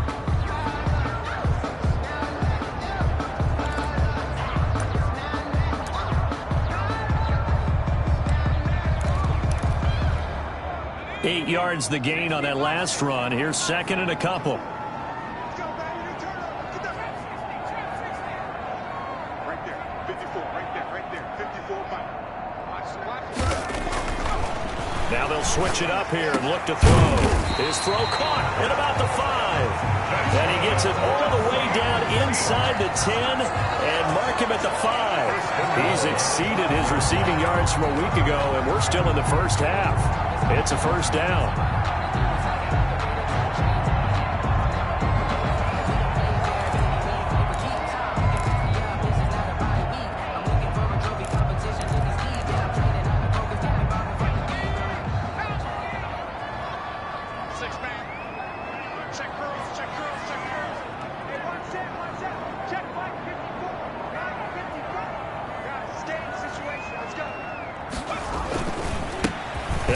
Time to the tailback. And the hole closes quickly here. He can fight only to about the 4. Only a yard on the pickup there. 2nd and goal. It's a gain of a yard. Brings up 2nd and goal.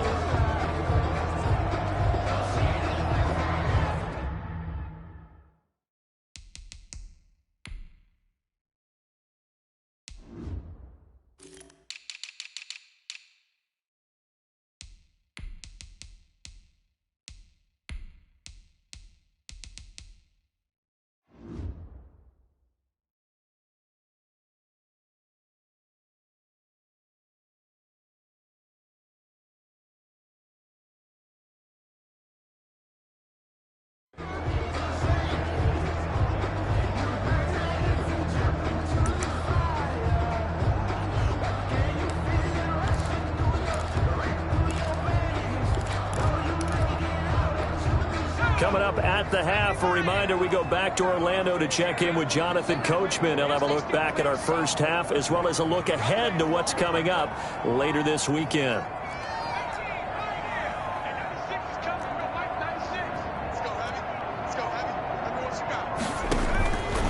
Looking to throw on 2nd down. Fire. End zone caught. Touchdown, Seattle. From 4 yards out. And the Seahawks have taken the lead. You get down near the goal line, this is where having a sure-handed tight end becomes a luxury. And it pays off big time, especially when the defense sells out against the run. They find themselves open for an easy touchdown.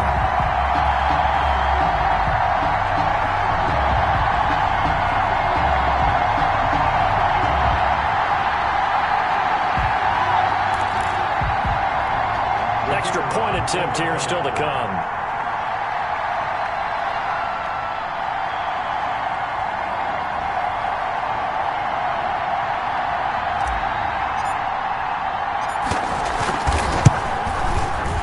He's got it. It's now a 14-7 ball game. So that one a pretty time-consuming 10-play drive. And it all culminates with a Seattle score.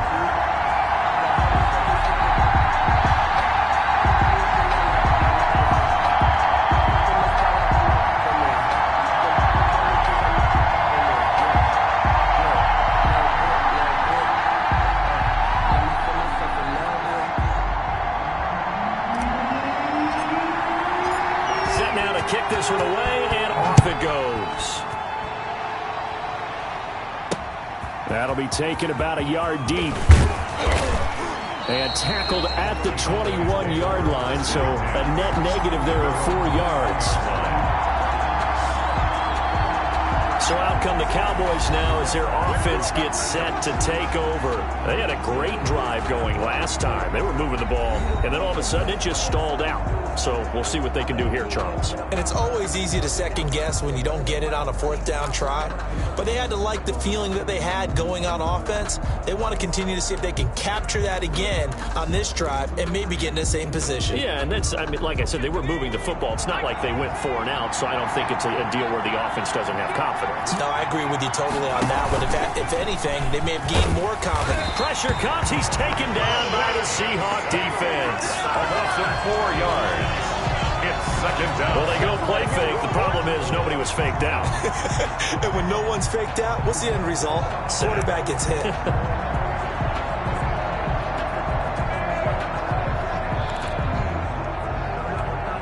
2nd and 14 as they've got work to do here after the sack. Operating from the gun, Ellis. And he's got his man on the out route. Ellis. And they'll get him down here at the 23. To throw on 3rd down. Ellis. Smith catches left side. Well, this is going to depend on the spot, but it's not a very generous one. He looks to be about a yard or so short. Now the Seahawks going to use the first of their timeouts as they'll stop it with exactly a minute to go before halftime. And last week in the loss, 5 punts as he gets this one away. And that'll be a return of 12 following a very nice punt.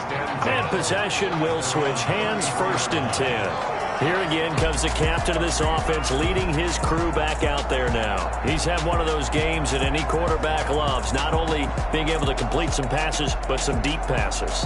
And it's pretty to watch. I mean, it's an absolute joy to see, but let's face it, we got to give a little bit of credit where it's deserved, right? Well, the protection's been great if that's where you're going. The protection's been phenomenal, but how about how it's been spotlighted, right? Our producer, Christian McLeod, our director, Kyle Burt, the rest of the crew, what they put together with these images and pictures, if you're an offensive lineman, that's what you're taking with you to contract time. They're going to have a lot to take to contract time if this continues. Oh, a scrap for the football, and he's going to come down with it. Now he's going to get this all the way down inside the 35. Now the Seahawks call the 2nd of their 3 timeouts as the clock stops here with 46 seconds remaining in the 1st half.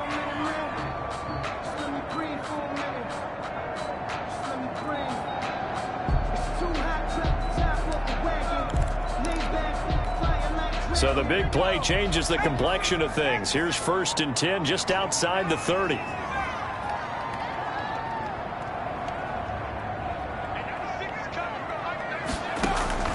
From the gun, Bear. And that is incomplete. He couldn't hold on through the contact. Brings up 2nd down. Well, the incompletion, yes, but maybe here not the worst thing in the world? No, not on 1st and 10. It actually gives them a chance to regroup, relax just a little bit. They huddle up, talk it over. Then they get a chance to continue their drive.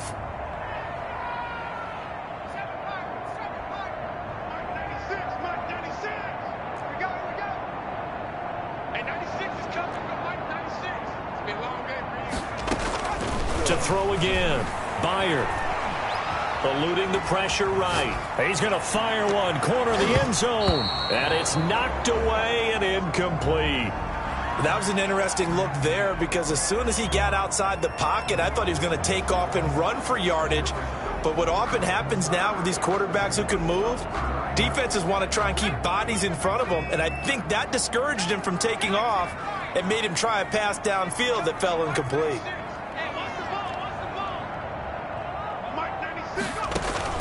On 3rd down, Bear.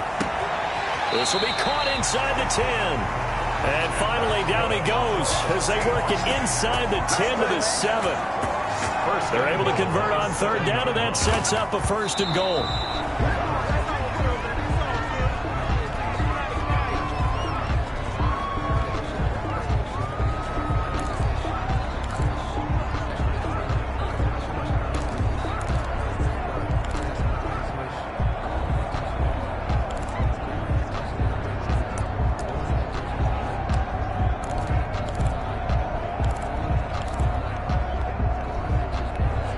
They'll try again here from the 7 on 2nd and goal.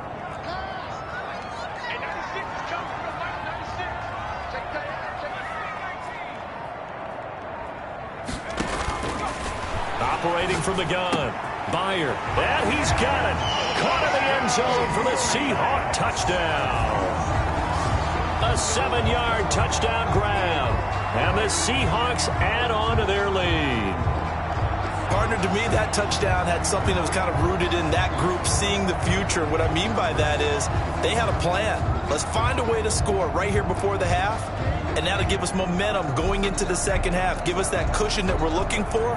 They got that accomplished, scoring right before the half ended.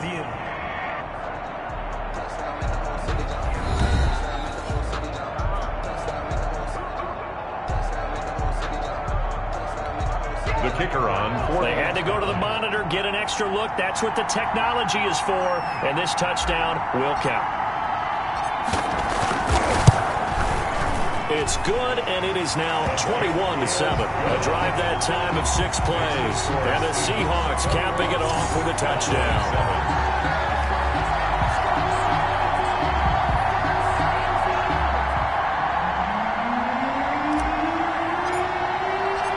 So not much time to speak of remaining in this first half as the kick's away. That'll be taken about a yard deep. And he'll be stopped right around where he would have been had he gone down to a knee, maybe a yard shy of there at the 24. 4-yard line. About set for this next drive by the Cowboys offense. And from this spot in the field with the clock where it's at, you think we're just going to see a knee and that's it? And I think in this situation, that's the proper play. But we do know there's some risk takers out there that may want to take one more shot before the clock runs out.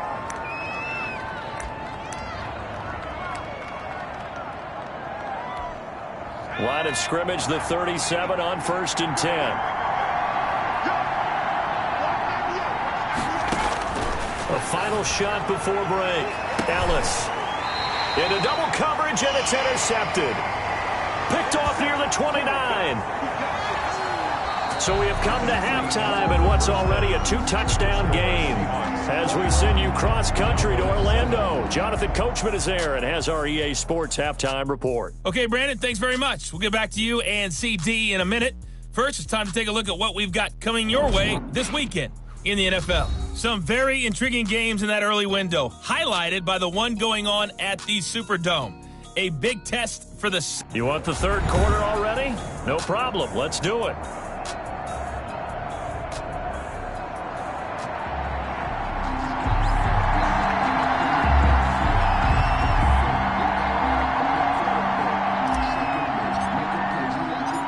It's the Cowboys who get the football first, and they trail here as well as we resume action in the third quarter. This taken in about 4 yards deep, and the half will begin with a touchback. Out come the Cowboys now as they'll go on offense first here in this third quarter. And following the interception, we'll see what they can put together on this drive. I can hear my old college coach right now. He always used to tell us before every game, the team making the fewest mistakes will win. What they're hoping is that that last mistake is their only one of the game. Coaches, that's all they talk about, turnovers, right? Minimizing those and maximizing opportunities. He's going to be dropped following a pickup of 7 past the 30 to the 32. A 7-yard pickup. Nothing fancy on first down, but a very consistent type of a play. Hit that slant. A lot of people call it an extension of the running game, and it can be if that pass is completed, because you hit a guy on the run like that, you often can go for big yardage. Sets him up nicely for second down, staying ahead of schedule. They'll operate from the 32-yard line here, 2nd and 3.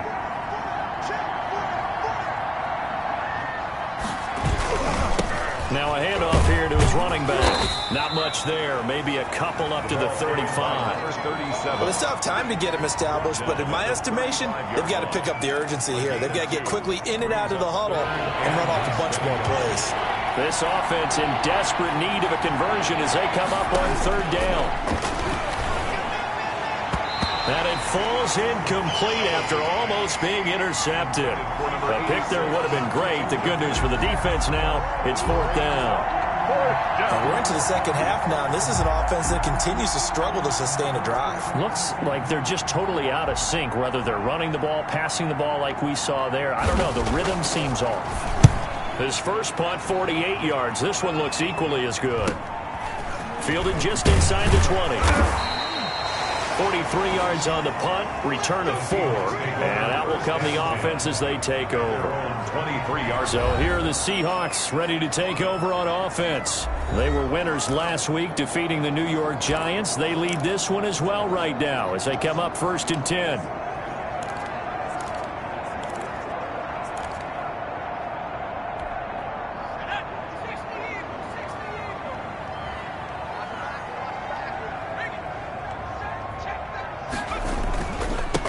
And he'll give it here to his running back. And he is going to be stopped cold behind the line of scrimmage. 2 yards the loss, 2nd and 12. And that's what this defense is going to need to do more in the second half. Good pressure that time, forces some indecision in the backfield. He's going to wind up being taken down for a nice loss.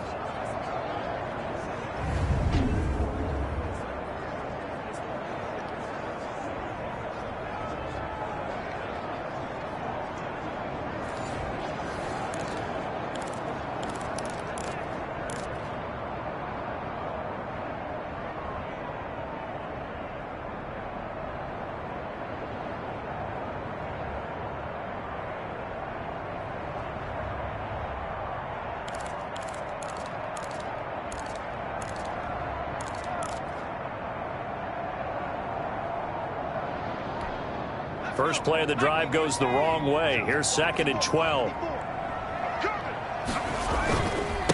And to give this time to the tailback. And he stopped right at the 25 after a gain of 5. Well, you certainly have to give a little credit here because they're playing this game now at their pace. This is ball control football, sustained runs, taking their time and making it work.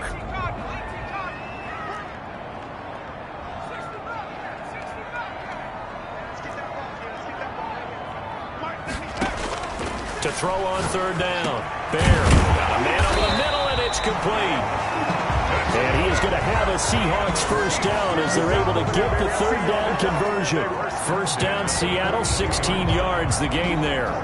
If you're going to blitz, likely going to leave you in man coverage with this guy, and that is less than ideal. It is because just about any offense that has an elite receiver, if you blitz and have him in man coverage, you're going to him, even if he has an elite defender on him, because he usually knows where the ball is before the defender does.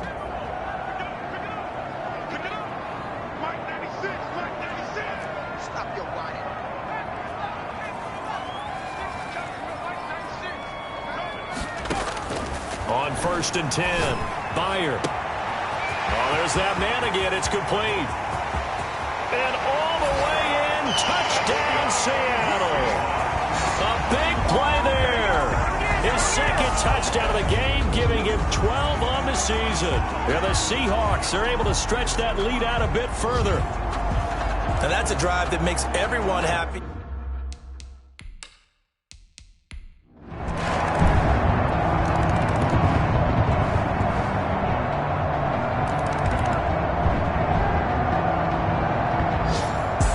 Victory here for Seattle. And when you break it down, this was just a thoroughly dominating performance. And I truly thought that we'd have a tight game coming into this one. I think you felt the same way based on our conversation after the production meeting, but obviously not the case.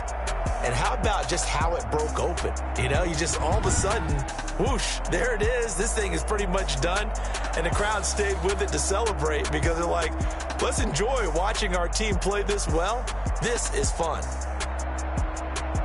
So for the Seahawks, the win here means it'll be a 7-1 first half of the season. And now they'll get the weekend off as they get a little extra time to prepare to face the Denver Broncos. Meanwhile, for Dallas, they fall 2 games under 500 now at 3-5. And they'll look to get back in the winning column next week as they head to Philly to face off with the Eagles. Thanks for tuning in, everybody. Alongside Charles Davis, we thank our entire crew. I'm Brandon Gaudin. This is the NFL on EA Sports.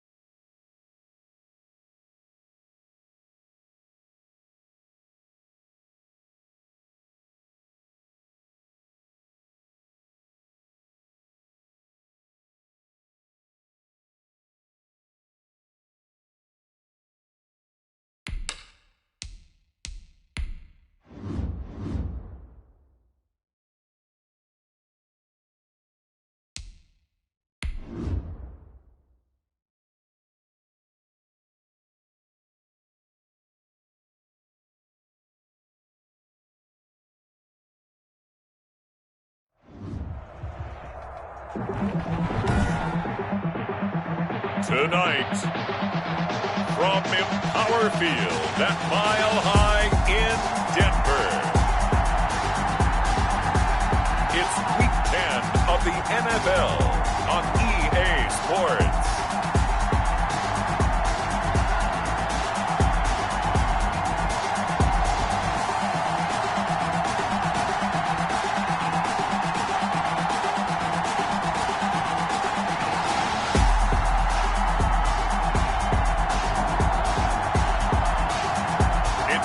Denver Broncos taking on the Seattle Seahawks. Thank you. On a cold night at the foot of the Rockies, EA Sports coverage of the NFL takes us to Empower Field at Mile High in Denver, Colorado. Nothing like the fanfare of introductions to an NFL game, and that was in evidence a moment ago.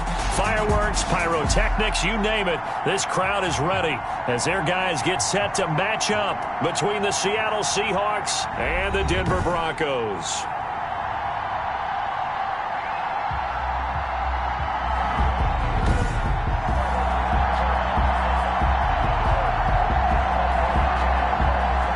The shadow's starting to get a bit longer. Week 10 of the NFL season is here, and we're underway on EA Sports. And no run back here, so they'll bring it out to the 25. So out come the Seahawks now for their first possession. And they'll be led out by the man running the show, Charles, their quarterback. And they are in rhythm on offense because of him. I mean, right now he's got everything going the way he wants to, finding the receivers the way he wants to, looking over defenses. No interceptions is the number I lock in on. Before a touchdown pass isn't so bad either. Yeah, what a game he had last week.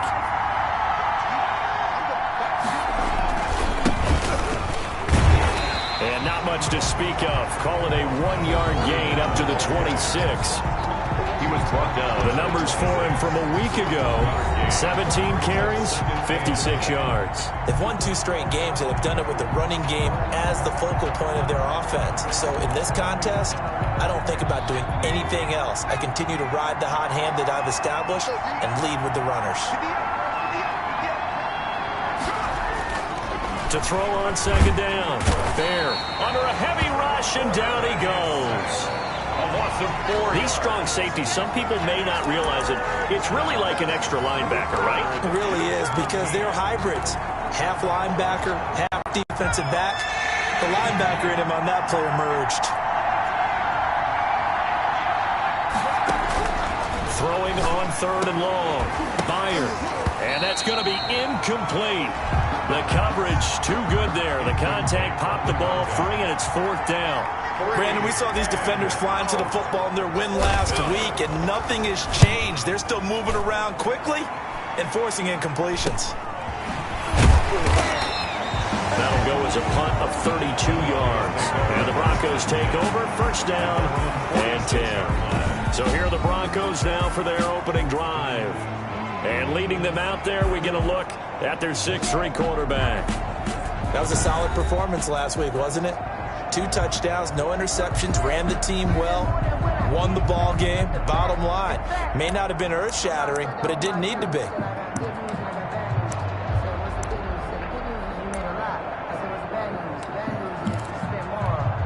Good starting position for the Broncos here as they come up 1st and 10 at their own 46. They'll try and start this drive in the air. And his throw is incomplete. And this throw a bit late as he couldn't reach back for it. It's now 2nd and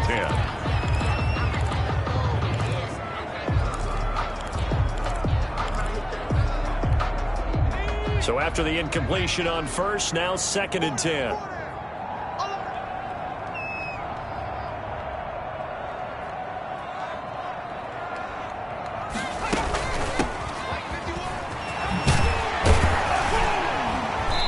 Up across midfield and down into Seattle territory. They get 6. That'll leave them with 3rd and 4. All right, Brandon, I know we're in the early going here, but those kind of runs, they're going to open up a world of opportunities for this offense going forward. It'll be a nickel look here for the Seahawks on 3rd down. They'll set up to throw. And the Seahawk defense gets to him, and they bring him down. A big loss on It always helps for a visiting team to come in and set the tone on defense. In fact, when we talked with them prior to the game, they said they wanted this home crowd to feel like they had to hide their valuables when they were in town. Well, the home crowd quiet now early. See if their offense can take over and get some points on the board. The Broncos send out their punter now as the drive goes backwards, so he's on to punt it away. They'll send this away into the Rocky Mountain night, and it's a good one. This is taken at the 10. And call that an even 50 yards on the punt with 7 on the return.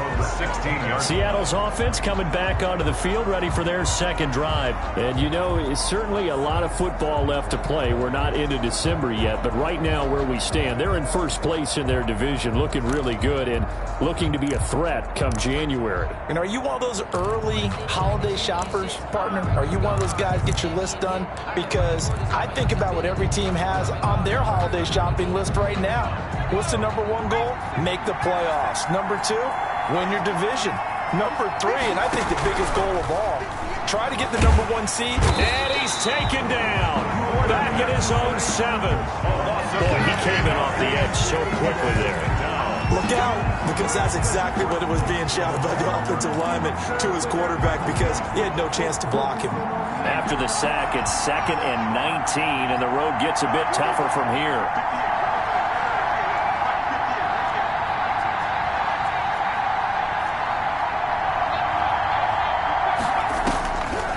From the gun, Bear. He's going to hit his man out of the backfield, complete. And a productive gain out to the 14 after starting at the 7. It's a gain of 7. It's a gain of 7, and that's going to lead to a 3rd and 12.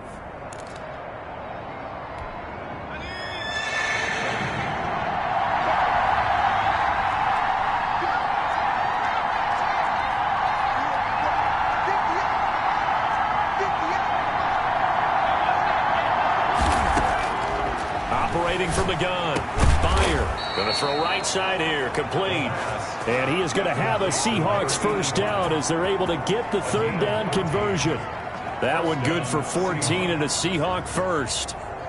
An ex-teammate used to tell me all the time, I hate experienced quarterbacks because no matter what, you really can't hide what you're doing. And I think that right there, he knew right away where the blitz was coming from, where his primary guy was going to be, and he ended up going to a secondary target for a nice game. I was just going to ask you, that wasn't the primary target, and he's so good at that, isn't he? I think he knew right away that he wasn't going to get to his primary guy. I think he read that as soon as he got to the line of scrimmage, knew where the pressure was going to come from, and said, I know how to beat that, and that's what he did.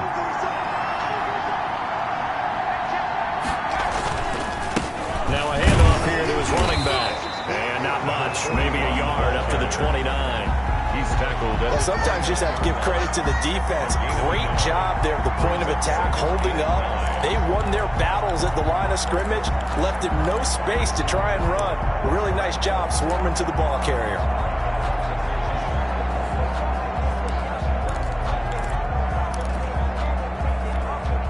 Here's 2nd and 9, just a yard on that last run.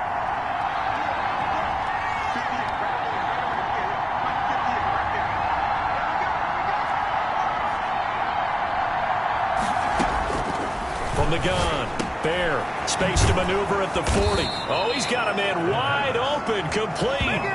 60 catches for him now on the year. This last one, a first down. See some heads shaking on that defensive sideline because so much focus on taking away what he did last week as NFC Offensive Player of the Week. Big gain there for him to start. I love your observation because you would think they'd be prepared for him after what he did the previous week. But sometimes that skill set actually intimidates a defense, and he used it to his great advantage.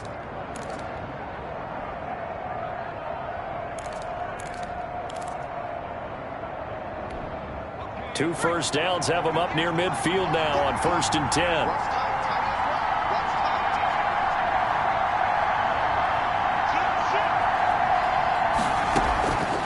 Looking to throw. Byer. They'll try and set up the screen. It's complete. The first down screen pass, good for 5. For a second there, I thought that might break big. Screen pass, looked like it was coming together, looked like there was an opening. Still, ended up with a solid gain. From the 47, it's 2nd and 5.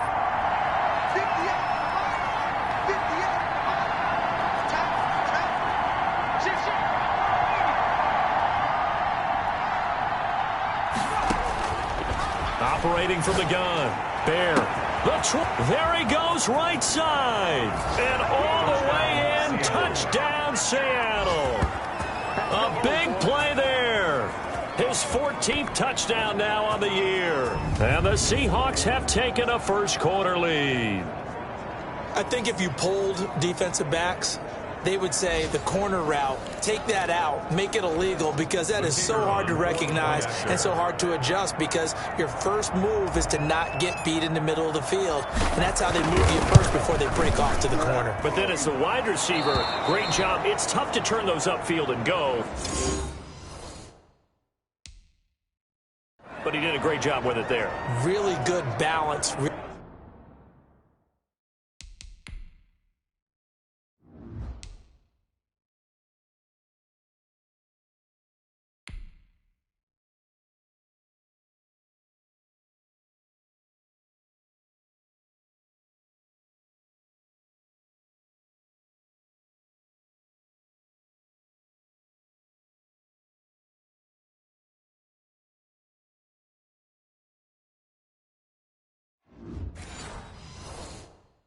Really good body control, and how about the end result? A touchdown.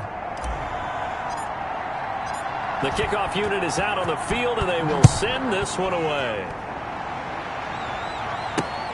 Taken in at the 3. And he'll be stopped up at the 25. First and 10 at their own 25-yard line. So now the second drive offensively coming up for the Denver Broncos. And a 3-and-out on that first drive. We'll see if they can do better here. They should have a better opportunity because the nerves should be settled now. That first series, everybody goes out a little extra emotion. So now they get a chance to go back out and say, okay, now we're into the game. Let's go play and play as best we can. You almost get a mulligan then on that first drive. Sometimes it absolutely serves that way. You get a second opportunity. Nothing big happened. But then again, you didn't commit any mistakes either. Off you go. These are his numbers from last week's contest. 11 catches, 112 yards, and a touchdown. You think the head coach and the offensive coordinator are able to pull the earplugs out now? Because all week, all they heard was, you know, Coach, they can't guard the pass at all. I mean, they're next to last in the league. Let's throw it on every down. Yeah, last week we saw the numbers. This week going against second to last in the pass defense area. Good for him. A big play there on the catch and run.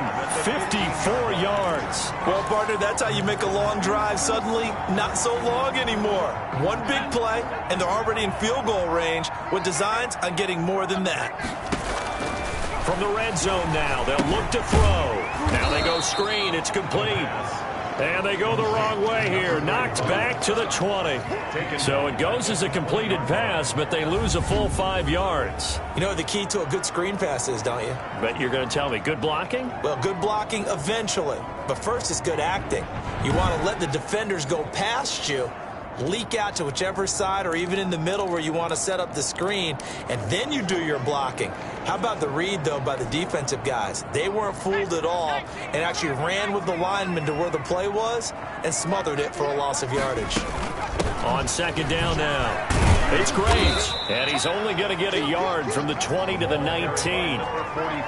If you're going to run against this unit, especially down here, just beware. I mean, they're the top rushing defense in the league. Yeah, and then they go ahead and they double down with the whole thing because you think, okay, let's throw the ball. Oh, yeah, that's right. They defend the pass pretty well, too.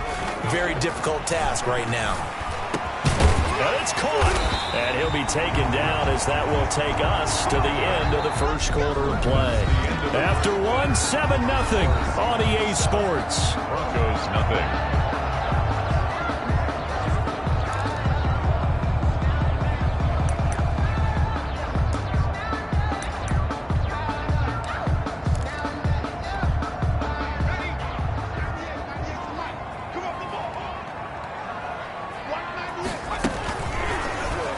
first and goal. They'll try the option left. And he is into the end zone for a Denver touchdown. It's their quarterback, keeping it himself from a yard out. And the Broncos are an extra point away from tying the football game. The kicker on. I'd have to say that for him, that was an all-encompassing drive because it was his arm that got his team down to that point, but his legs that finished the deal. Give him credit for making it happen. Extra point right down the middle, and we are tied at 7.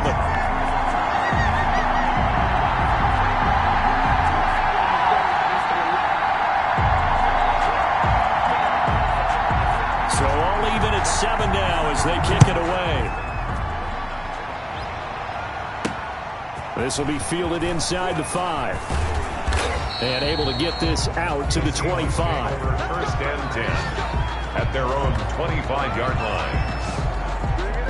Seattle again getting ready to take over offensively. And they're hoping to redo their efforts in the last drive when they got into the end zone. And just think of what it's like now on the sideline, because when you score a touchdown, you have to go over and look at the tablet and see what you did on the last drive. When you scored points, it's a whole lot better view than when you're trying to figure out how to fix things there.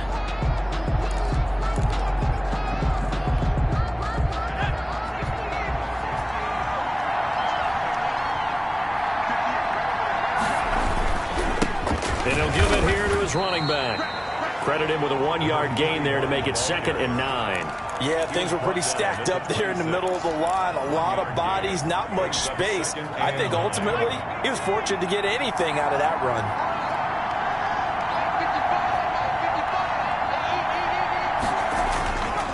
Looking to throw on 2nd down. Byer, quick hitter here, it's complete. And brought down, but not before reaching the 45-yard line. 19 yards there on the catch and run. 19 yards. It's a nice completion, a little bit of run after catch as well to create the yardage that they got. But it is so tough to cover that route, the drag route, because they run it at varying speeds. Because the key is to create hesitancy on the defender's part. Always so empathetic for those DBs, aren't you?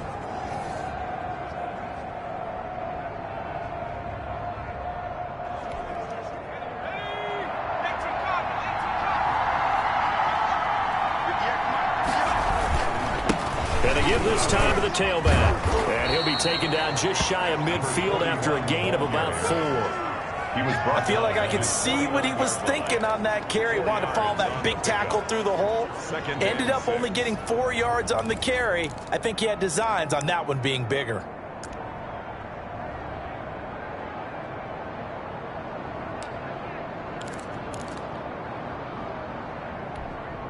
The run got 4. Now they deal with a 2nd and 6. From the gun, Bear. He rifles one that's intercepted. Picked off near the 29. And to the 40-yard line, that's where the return stops. That was a really nice interception. I think it illustrates the differences between playing man and playing zone. When you're in man, all you're focused on is the receiver in front of you. But when you're in zone, you're allowed to read the quarterback's eyes and go to the ball. That's exactly what happened on that play. And Denver getting set to take the field. Good drive last time. Really effective passing the football. Do you maybe mix it up, now go to the ground game and surprise the defense a little bit? I would anticipate the defense making some changes, but I wouldn't necessarily just absolutely go in the opposite direction.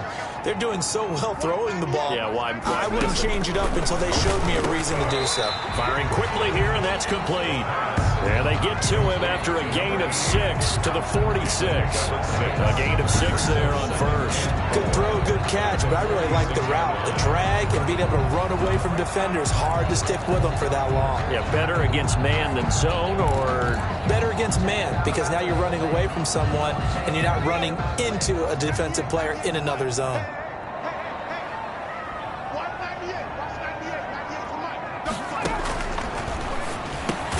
Now a quick slant as the throw's complete. And he'll work it across midfield inside the 45. 11 yards there, first down. This has to go down as one of the simpler routes in the playbook, but oh so effective. Nice completion there. Keeps the sticks moving. They'll run on first down. Graves. Past the 20. And he'll take it into the end zone for a Denver score. A great play there. His 6th touchdown of the season. And the Broncos have taken the lead.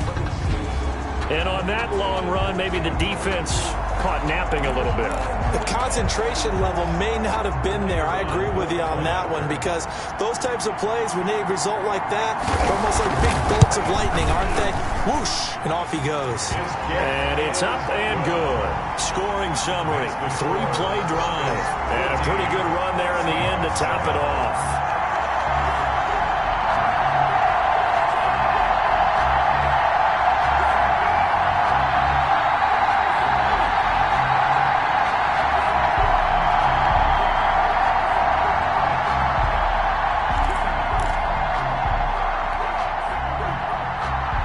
The kickoff unit as they run up and send this one away. This one taken just inside the 10. And they will wrangle it down a couple yards shy of the 30. Over 1st and 10 at their own 28-yard line. Now here's the signal caller getting ready to lead this offense again. He's had a solid start to this game, but bottom line is they're losing, so he doesn't care about his stats. He just wants to right the ship on the scoreboard. He wants to actually increase his stats because he feels like if he does, that means things will get better for his team, maybe get him back into the ball game or into the lead. In these situations, I remember playing with a quarterback once where he actually ran out onto the field first ahead of everyone else just to say, guys, let's go. Try and create that energy, create that spark. Well, so far he has 1 touchdown, 1 interception. He'll be looking for that 2nd touchdown now. So 1 play, and they're already just shy of midfield. Back to throw. Meyer. Under pressure here, and down he goes. Sacked back at about the 43-yard line. I'm starting to feel for that quarterback back there. I mean, you know me. Normally, don't have a lot of empathy for the QB, right? In this case, definitely. He's been on constant duress this entire game. I don't know how he's surviving back there. And to think, there's still a long way to go in this football game.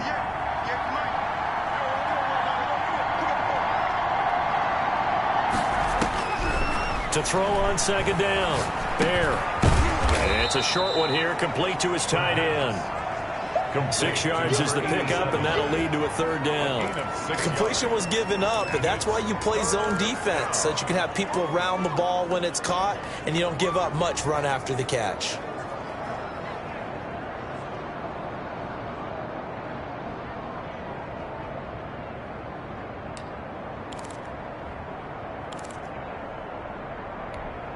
So now 3rd and 10, a big play to start the drive, but nothing since.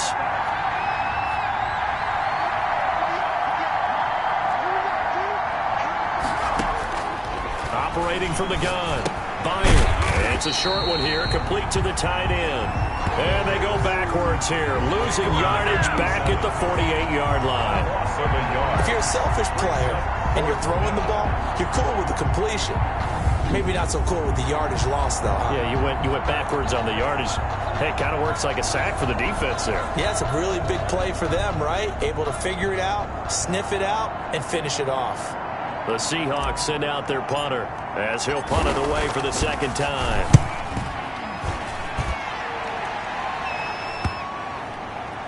And well done here. That one will kick out of bounds at about the 8-yard line.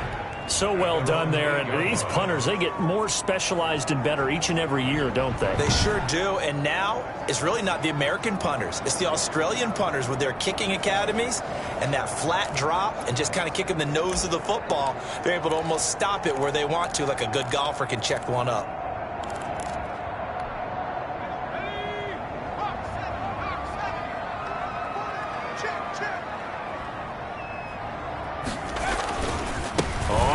Down. It's Graves, and they're going to stop him right at the line of scrimmage. Just no cutback lane to be found whatsoever.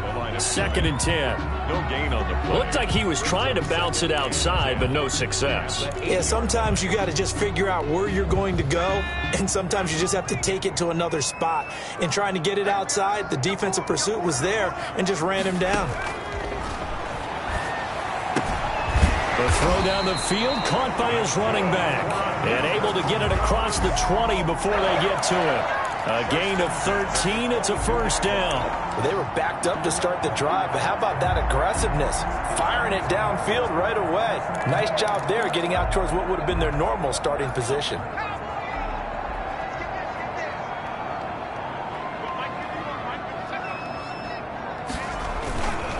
They'll run on first down. It's Graves, and this time they were waiting for him as he'll be knocked out before he can get back to the line of scrimmage. He'll lose a yard there, and it's 2nd and 11. Brings up 2nd and 11 at the 21-yard line. A reminder coming up just a few minutes from now, we'll send you to Jonathan Coachman and our crew in Orlando. Coach will have a look back at some of the stats and scores from yesterday's action. Now a toss left side into the hands of his tight end. The reception good for 7. It's 3rd down. When you execute a drag or a crossing route really well and give them a chance to let it develop a little bit, you can gain some significant yardage hitting your tight end on that one. A 2nd down completion got him 7. Now here's 3rd and 3.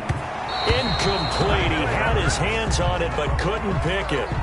But it's now 4th down. That could be the stop this defense needed to get them back on track. They've been pretty well dissected by the offense here in the first half. After that possession, now they know that they can compete with this offense. 35 yards that time on the punt, and it'll be Seahawk football, 1st and 10.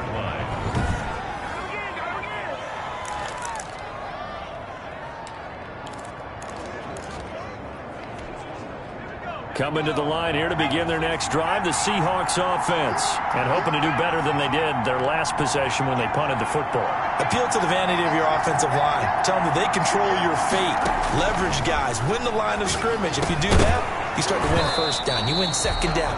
And guess what? You start accumulating first downs. And that's what they need in order to not punt the ball again. And incomplete. A drop there in the middle third of the field. That'll bring up 2nd down.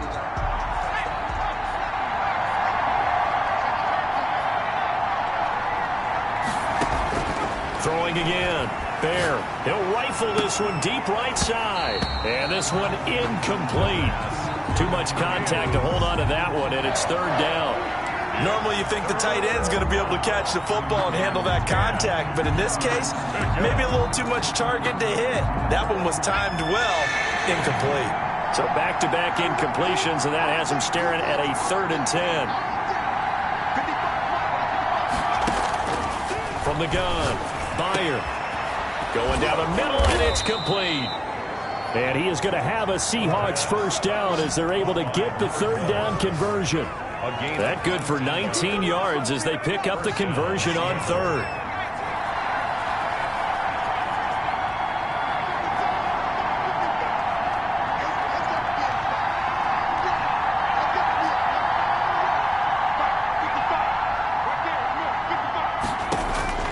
Throwing on first down. Bear over the middle, complete. That's Parsons. Now the Seahawks going to use the first of their timeouts as they stop it here with just under 40 ticks to go in this first half. First down. From the 32 now, here's 1st and 10.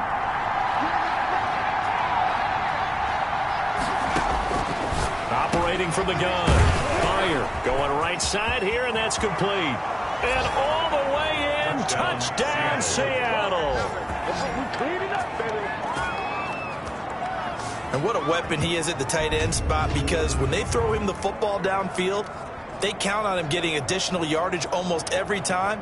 And that's exactly what he did there. Caught that, ran with it, all the way to the end zone. Now the extra point.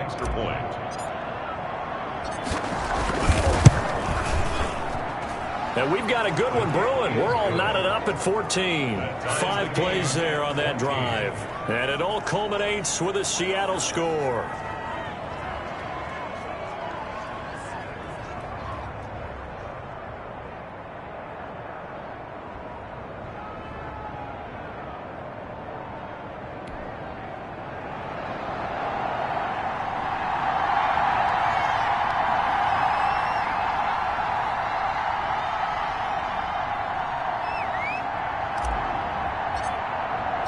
This one tied at 14 now as he sends this one away. And to no one's surprise here in Denver, that'll carry through the back of the end zone for a touchback. Now this Broncos offensive unit ready to head back out onto the field. And we're under a minute to go here in what's been an even first half all tied up. Yeah, still time to make something happen, too. A couple completions, you string them together, could get into field goal range. Let's see what happens. Just over 30 seconds to go in the half. They've got it 1st and 10. They'll look to throw here. And this will be incomplete. Physical play on the football there, and it's 2nd down. Have to give some credit to the defender on that when he read all of his keys perfectly and got a great break on the ball and able to force that incompletion. An incomplete pass leads to 2nd and 10 from the 25.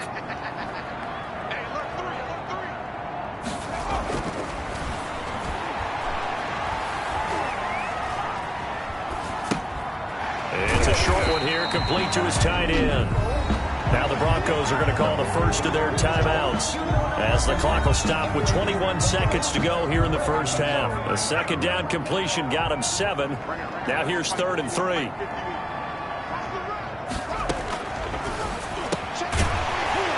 And they get him down, but not before he takes it across the 40-yard line. Now the Broncos going to use the 2nd of their timeouts as they'll stop it with 17 seconds to go in this first half of action. Got his man complete over the middle. It's Russell. Now the Broncos will use their 3rd and final timeout as they'll stop it with 13 seconds to play in half number 1. Able to get 7 on that first down pass play. 2nd and 3. From the midfield stripe, they'll look to throw. Under pressure, and he will go down. Sacked back at the 46. So we are at halftime here on a Monday night. As we send you on out to our studios in Orlando, here's Jonathan Coachman at REA Sports Halftime Report.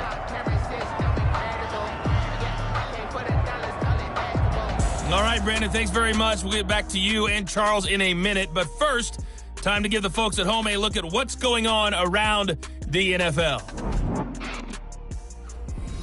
We'll get started up at Lucas Oil Stadium in the capital city of Indianapolis, where it was the Colts who were able to come away with the home victory.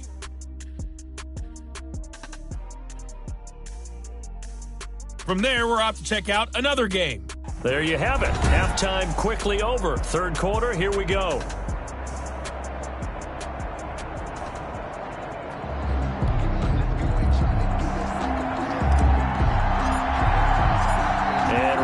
The party started for the 2nd half. It was an even first half, all tied on the scoreboard. And this will be a touchback as that sails over the end line. Here comes the Broncos offensive unit here as they'll have it first to begin this 3rd quarter. They have a chance to break our tie here as we get a look at the first drive of quarter 3. And it's such a tone setter, isn't it? Because both sides trying to seize momentum to begin the half. What do they have dialed up that'll give them an advantage to move the ball downfield? Let's find out what they have dialed up.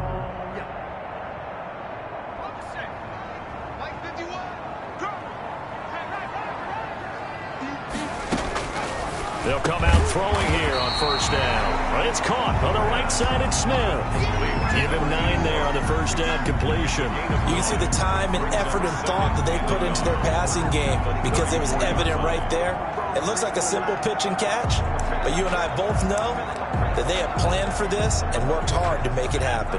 Maybe a good spot to take a shot. Here's 2nd and a yard from the 34. From the shotgun now, here's an inside give. And he'll be brought down right around the 37.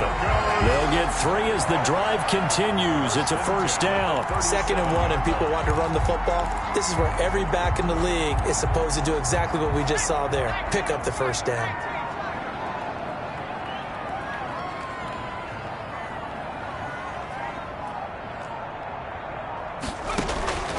They'll look to throw here on 1st down. And a quick throw here, that's complete. And this winds up a gain of 4 to the 41. They'll contain him to just 4. 2nd down. And now he's really knocking on the door for 700. That is career catch 699. 4 yards on that last completion, so that sets up 2nd and 6. Now a handoff here to his running back. And he's going to take this one up only to about the 44-yard line. Brandon, all things considered, they have to feel pretty good about getting that type of a gain, considering the blitz that they just had against them.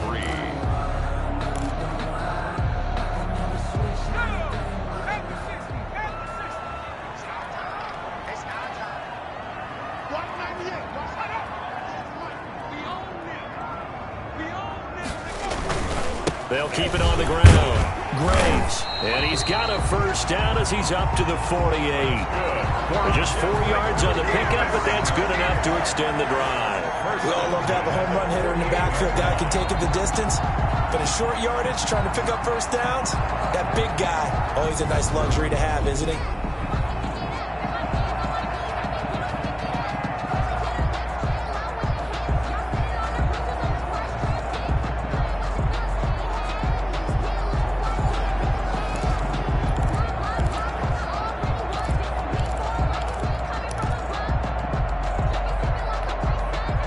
First downs have them up near midfield now on 1st and 10. And they'll let the quarterback keep it here on 1st and 10. And they get to him after a gain of 6 to the 46. Pretty good first down play. Keeps them ahead of schedule, as they say. And ostensibly, they could go right back to it because there are multiple options on this play. Handed inside, quarterback tucks it and keeps it, quarterback throws the ball downfield. You should be able to react to the defense and have an option available on every snap. Buying time to his left. He'll try and run it. 5 yards on the scramble, and that's enough to pick up the first. Now, how about that play? He took a possible negative and turned it into positive yardage and slid down to avoid taking a big shot. Excellent job getting down and avoiding the big hit.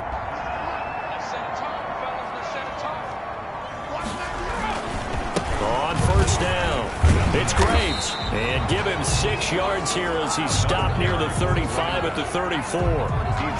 And there we saw one of the downsides of blitzing during a rundown, because sometimes you get out of your gaps. You don't fit the run quite as well because you're headed towards the ball carrier with abandon.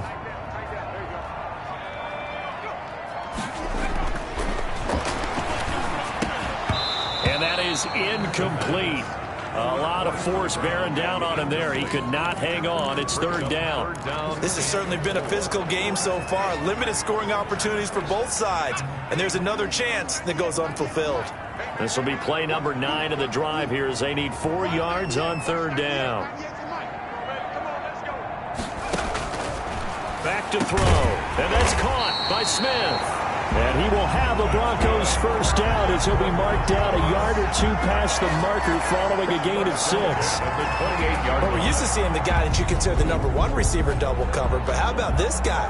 He's double covered and finds a way to make the play for a first down. That's how you increase your Madden rating, right? No doubt about that at all. And you know something? I think we'll hear about that from him soon.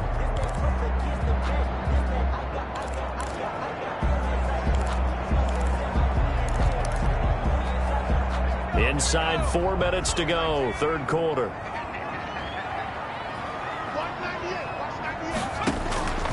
They'll look to throw now on first down. Throwing for his running back, and he's got him complete. They'll contain him to just 4, 2nd down. All defenses worry that whenever anyone catches the ball and has a head of steam come out of the backfield, it can turn into a big play with missed tackles or he runs through people. But they were right there waiting, and they stopped him for a minimal gain. On 2nd down, it's Graves, and he'll get a couple here down to the 22. Ball carrier. He was taken down at the 22-yard line. A gain of 2 on the play brings up 3rd and 4.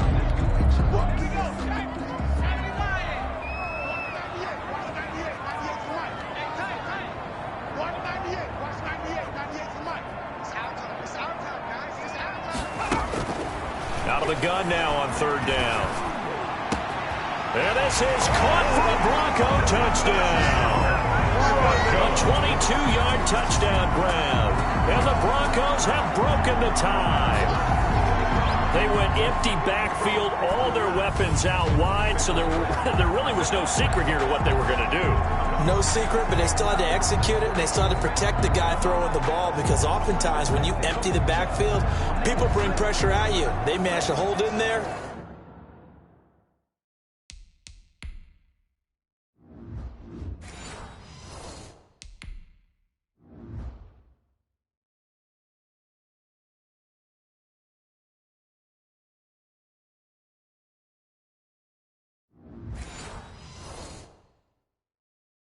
And successfully complete the touchdown pass. Now for the point after. It's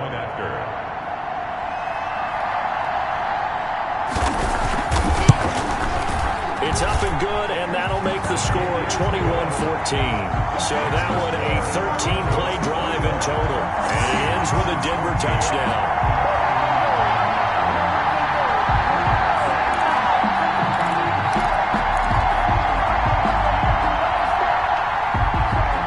Kickoff team on the field now as they will send this one away. Fielded right around the 8. And a nice return sets them up pretty good here right at the 30-yard line. At their own 30-yard line. Here comes the Seahawks offensive unit. They'll have it first to begin the third. And this game was all square at halftime, but now they find themselves down 7 following the opening drive touchdown here in the third quarter. And they need to take a good, relaxing, deep breath, don't you think? Because right now they might start to feel like they've got to play catch-up here and start matching them point for point. But it's still too early to get there. They can still run their offense. Plenty of time to get back in this game. Well, it's time for them to be good teammates right here. And what I mean by that is possess the ball for a little while. Get at least 2 first downs.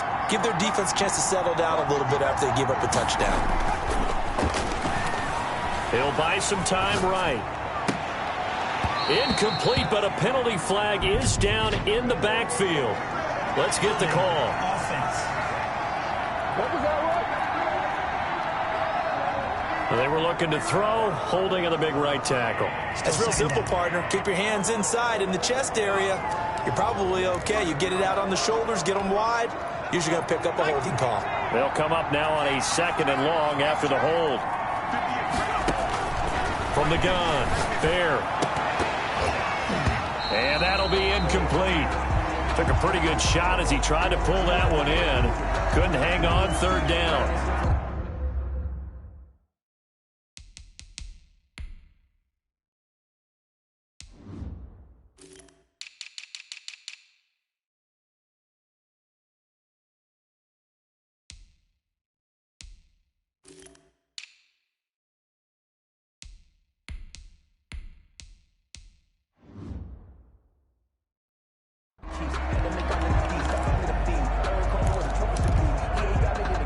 An incomplete pass on that last play, and that means they'll need to come up with something here on 3rd down.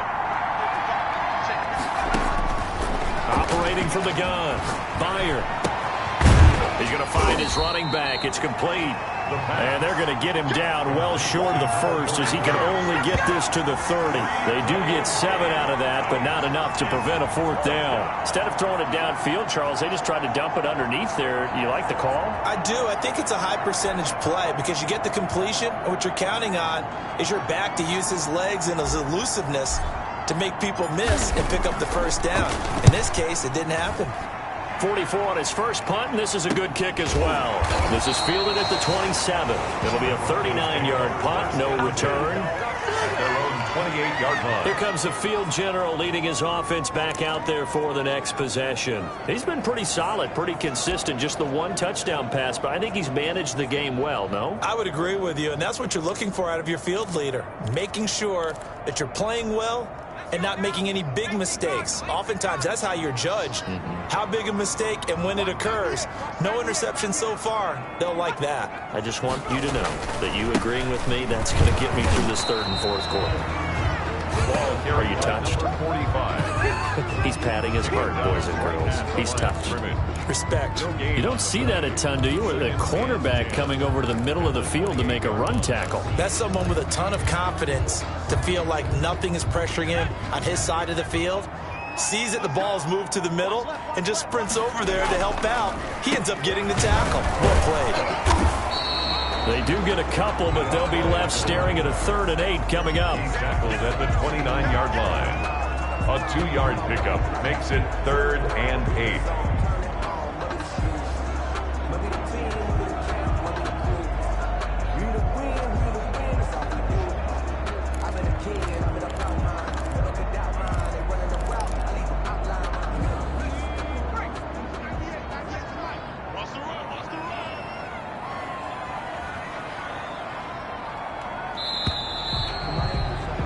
And they're not going to get to the line to run another play. So we will switch ends as the 3rd quarter has come to a close. We'll return with more after this. You're watching the NFL on EA Sports.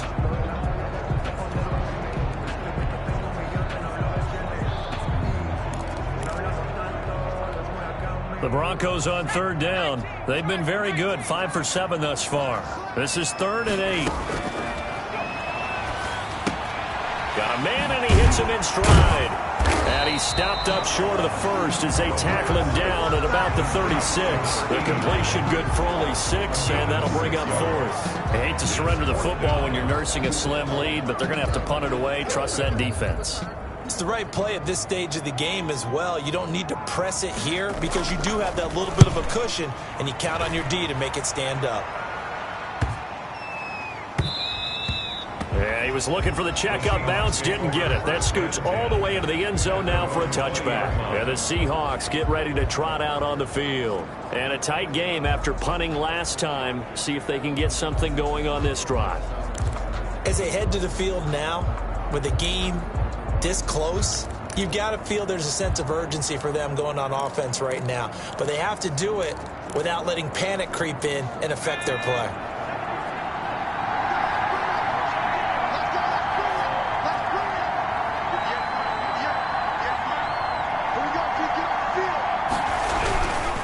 First down. There. He'll be brought down by the Broncos. It's a sack. And now following that sack, looks like we've got an injured man down there on the field. We'll step aside and get a report when we come back to Denver.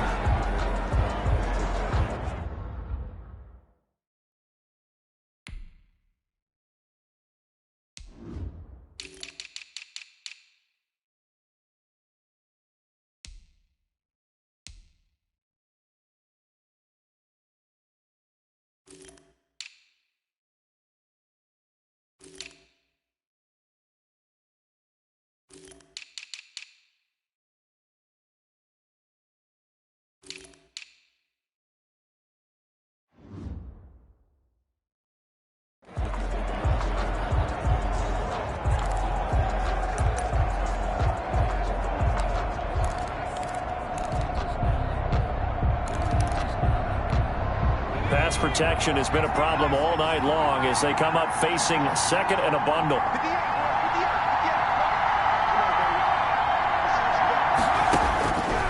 From the gun, Meyer looking for his running back, and he's got it. A good pickup there, 13 yards as they get closer for 3rd down. And that was yardage that they needed there after the sack on 1st down. They didn't get all of it back, but now they look at 3rd down as a manageable situation, one that they have a much better chance of picking up. From the gun on 3rd down. Bear. And he's got his man in stride, complete. And he gets this one just shy of the 40, down at the 39. That one good for 14 and a Seahawk first. I like the design that we're seeing right there. This is what they need. Down by a touchdown here in the 4th. They just need to keep working their way downfield. And when they see openings, take their shots.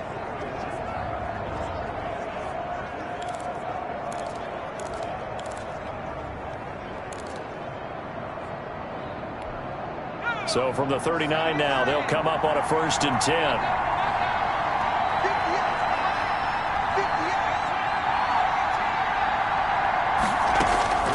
Operating from the gun, Meyer, and he fires one that's intercepted. He's picked off just shy of midfield. Well, this had trouble written all over from the start. He's got 2 extra defensive backs in the game he's got to deal with. They're in a dime set. So everywhere he's looking, he's seeing a different color jersey. And sure enough, this one winds up being intercepted. They'll come out throwing here to start the drive. Quick hitter here, it's complete. 7 yards to pick up there. Another nice pickup through the air, and I think a lot of people might expect him to run the ball in this situation, Brandon, but with this lead, they're electing to throw the football. Swings, slants, quick outs, things that they consider safe. On second down now, it's Graves, and he is into the end zone for a Denver touchdown. A great effort there. His second touchdown of the night. And the Broncos use the short field to their advantage as they cash in for 6. And he certainly played a pivotal role with those 2 TDs and why they're up on the scoreboard right now. Well, someone's all about winning, aren't they? Because he's not worried about the number. Sure, it's great to have 2 touchdowns. But the bottom line is what he's doing is contributing to their lead. He wants to continue to do so. Taken about 7 yards deep. And he'll just take a seat, and the drive will begin at the 25-yard line. Here he is, the man taking the snaps under center, heading out for the next possession. With his guys trailing here in the 4th, he can ill afford a repeat of the interception that ended the last drive. Yeah, you 2 scores down. You take it upon yourself now to play perfect or near-perfect football if you want to get your team back into the game. But it's also tough to do when you're trying to avoid errors, yet still play perfect football. And that'll be incomplete. We do have a penalty flag down, however. Let's see what that's about.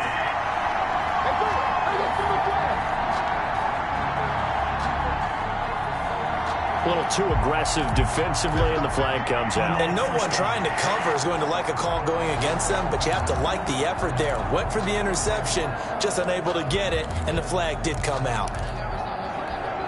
They've got good starting field position as they come up here 1st and 10 at their 38.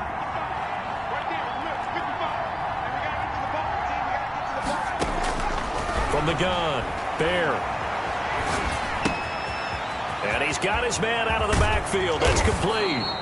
And he'll be taken down, but not before he works it past the 50.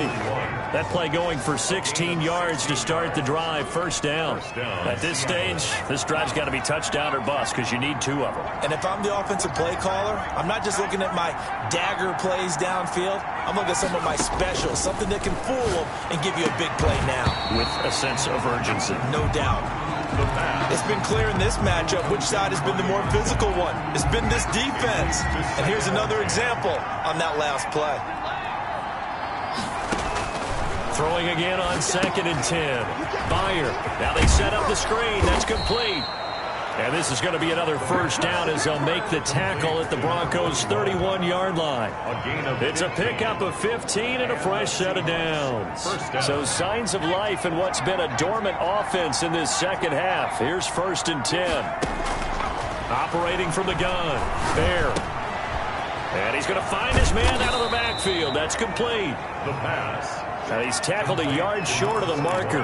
Good gain of 9 on first down. Brings up 2nd and 1 at the Broncos' 22-yard line.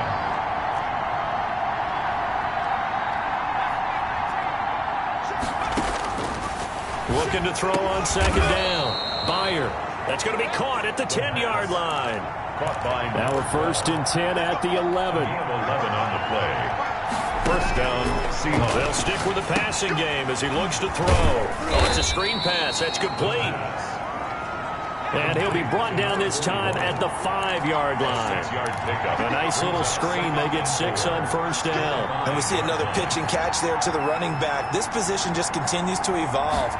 They become just as critical to the passing attack as a lot of receivers, tight ends, because their ability to make people miss in the open field can really generate big plays for an offense. Back of the end zone, could he get his feet down? No, it's incomplete. Well, they'll get the yardage, but they hate to see him take that hit. You're always trying to cool off a big-time guy throwing the ball, but you have to know when to back off, pull up, and not hit him. There's the penalty.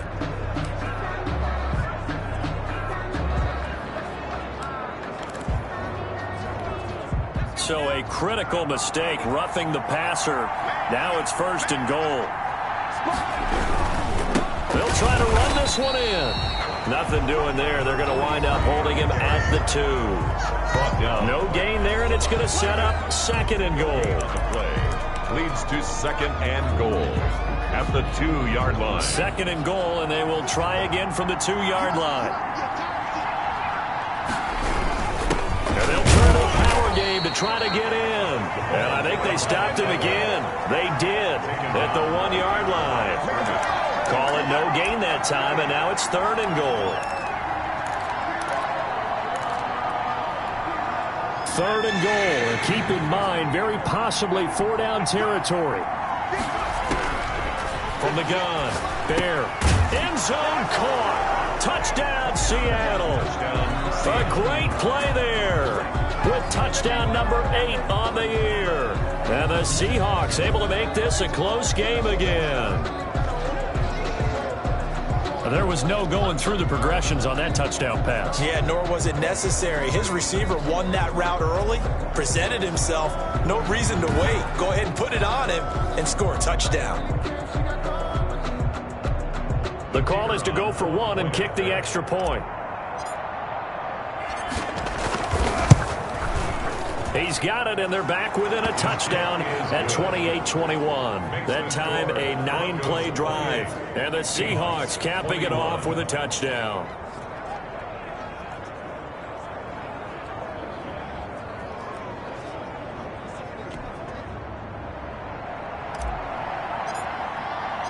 This game back within a touchdown now as the kickoff's away. Taken in at the 3. And he won't quite make it to the 25. 1st and 10 at their own 24-yard line.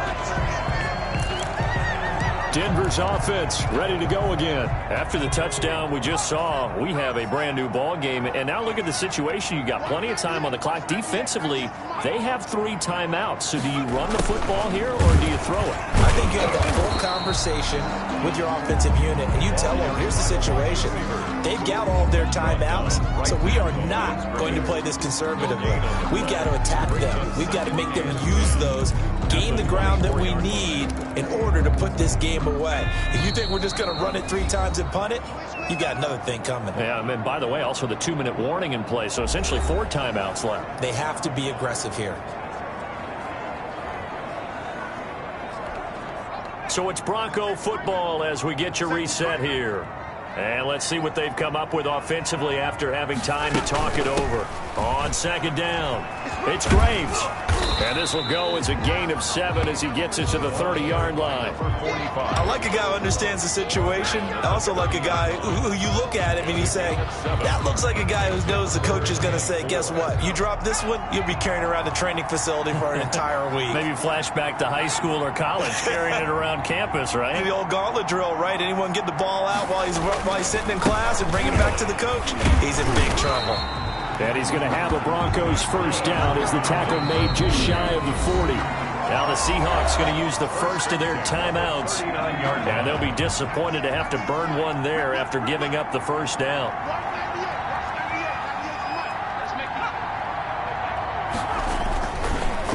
They'll try and run some clock here as they keep it on the ground. And now off to the races down the right side. And all the way home for a Broncos score. A big play there. His 3rd touchdown of the game, his 8th on the year. And the Broncos will extend their lead.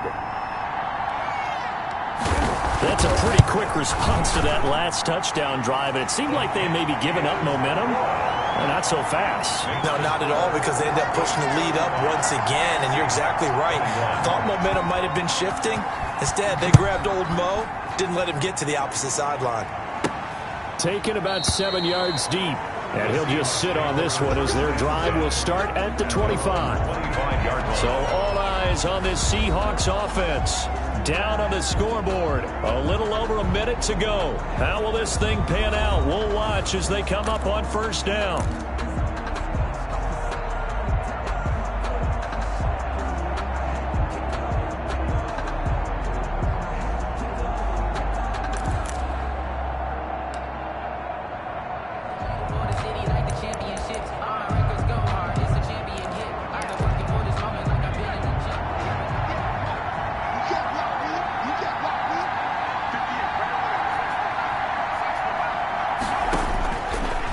1st and 10.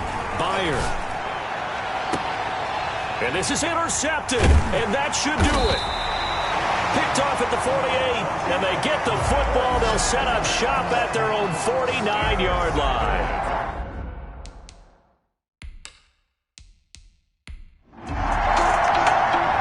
So this one will wind up a Denver victory, and they were buoyed, Charles, by a big second half that put this one on ice. So you get the sense that whatever was said at halftime obviously hit home. I think it's a little bit more than that, though. Obviously, there are words that are said, and, hey, come on, guys, we have to play better.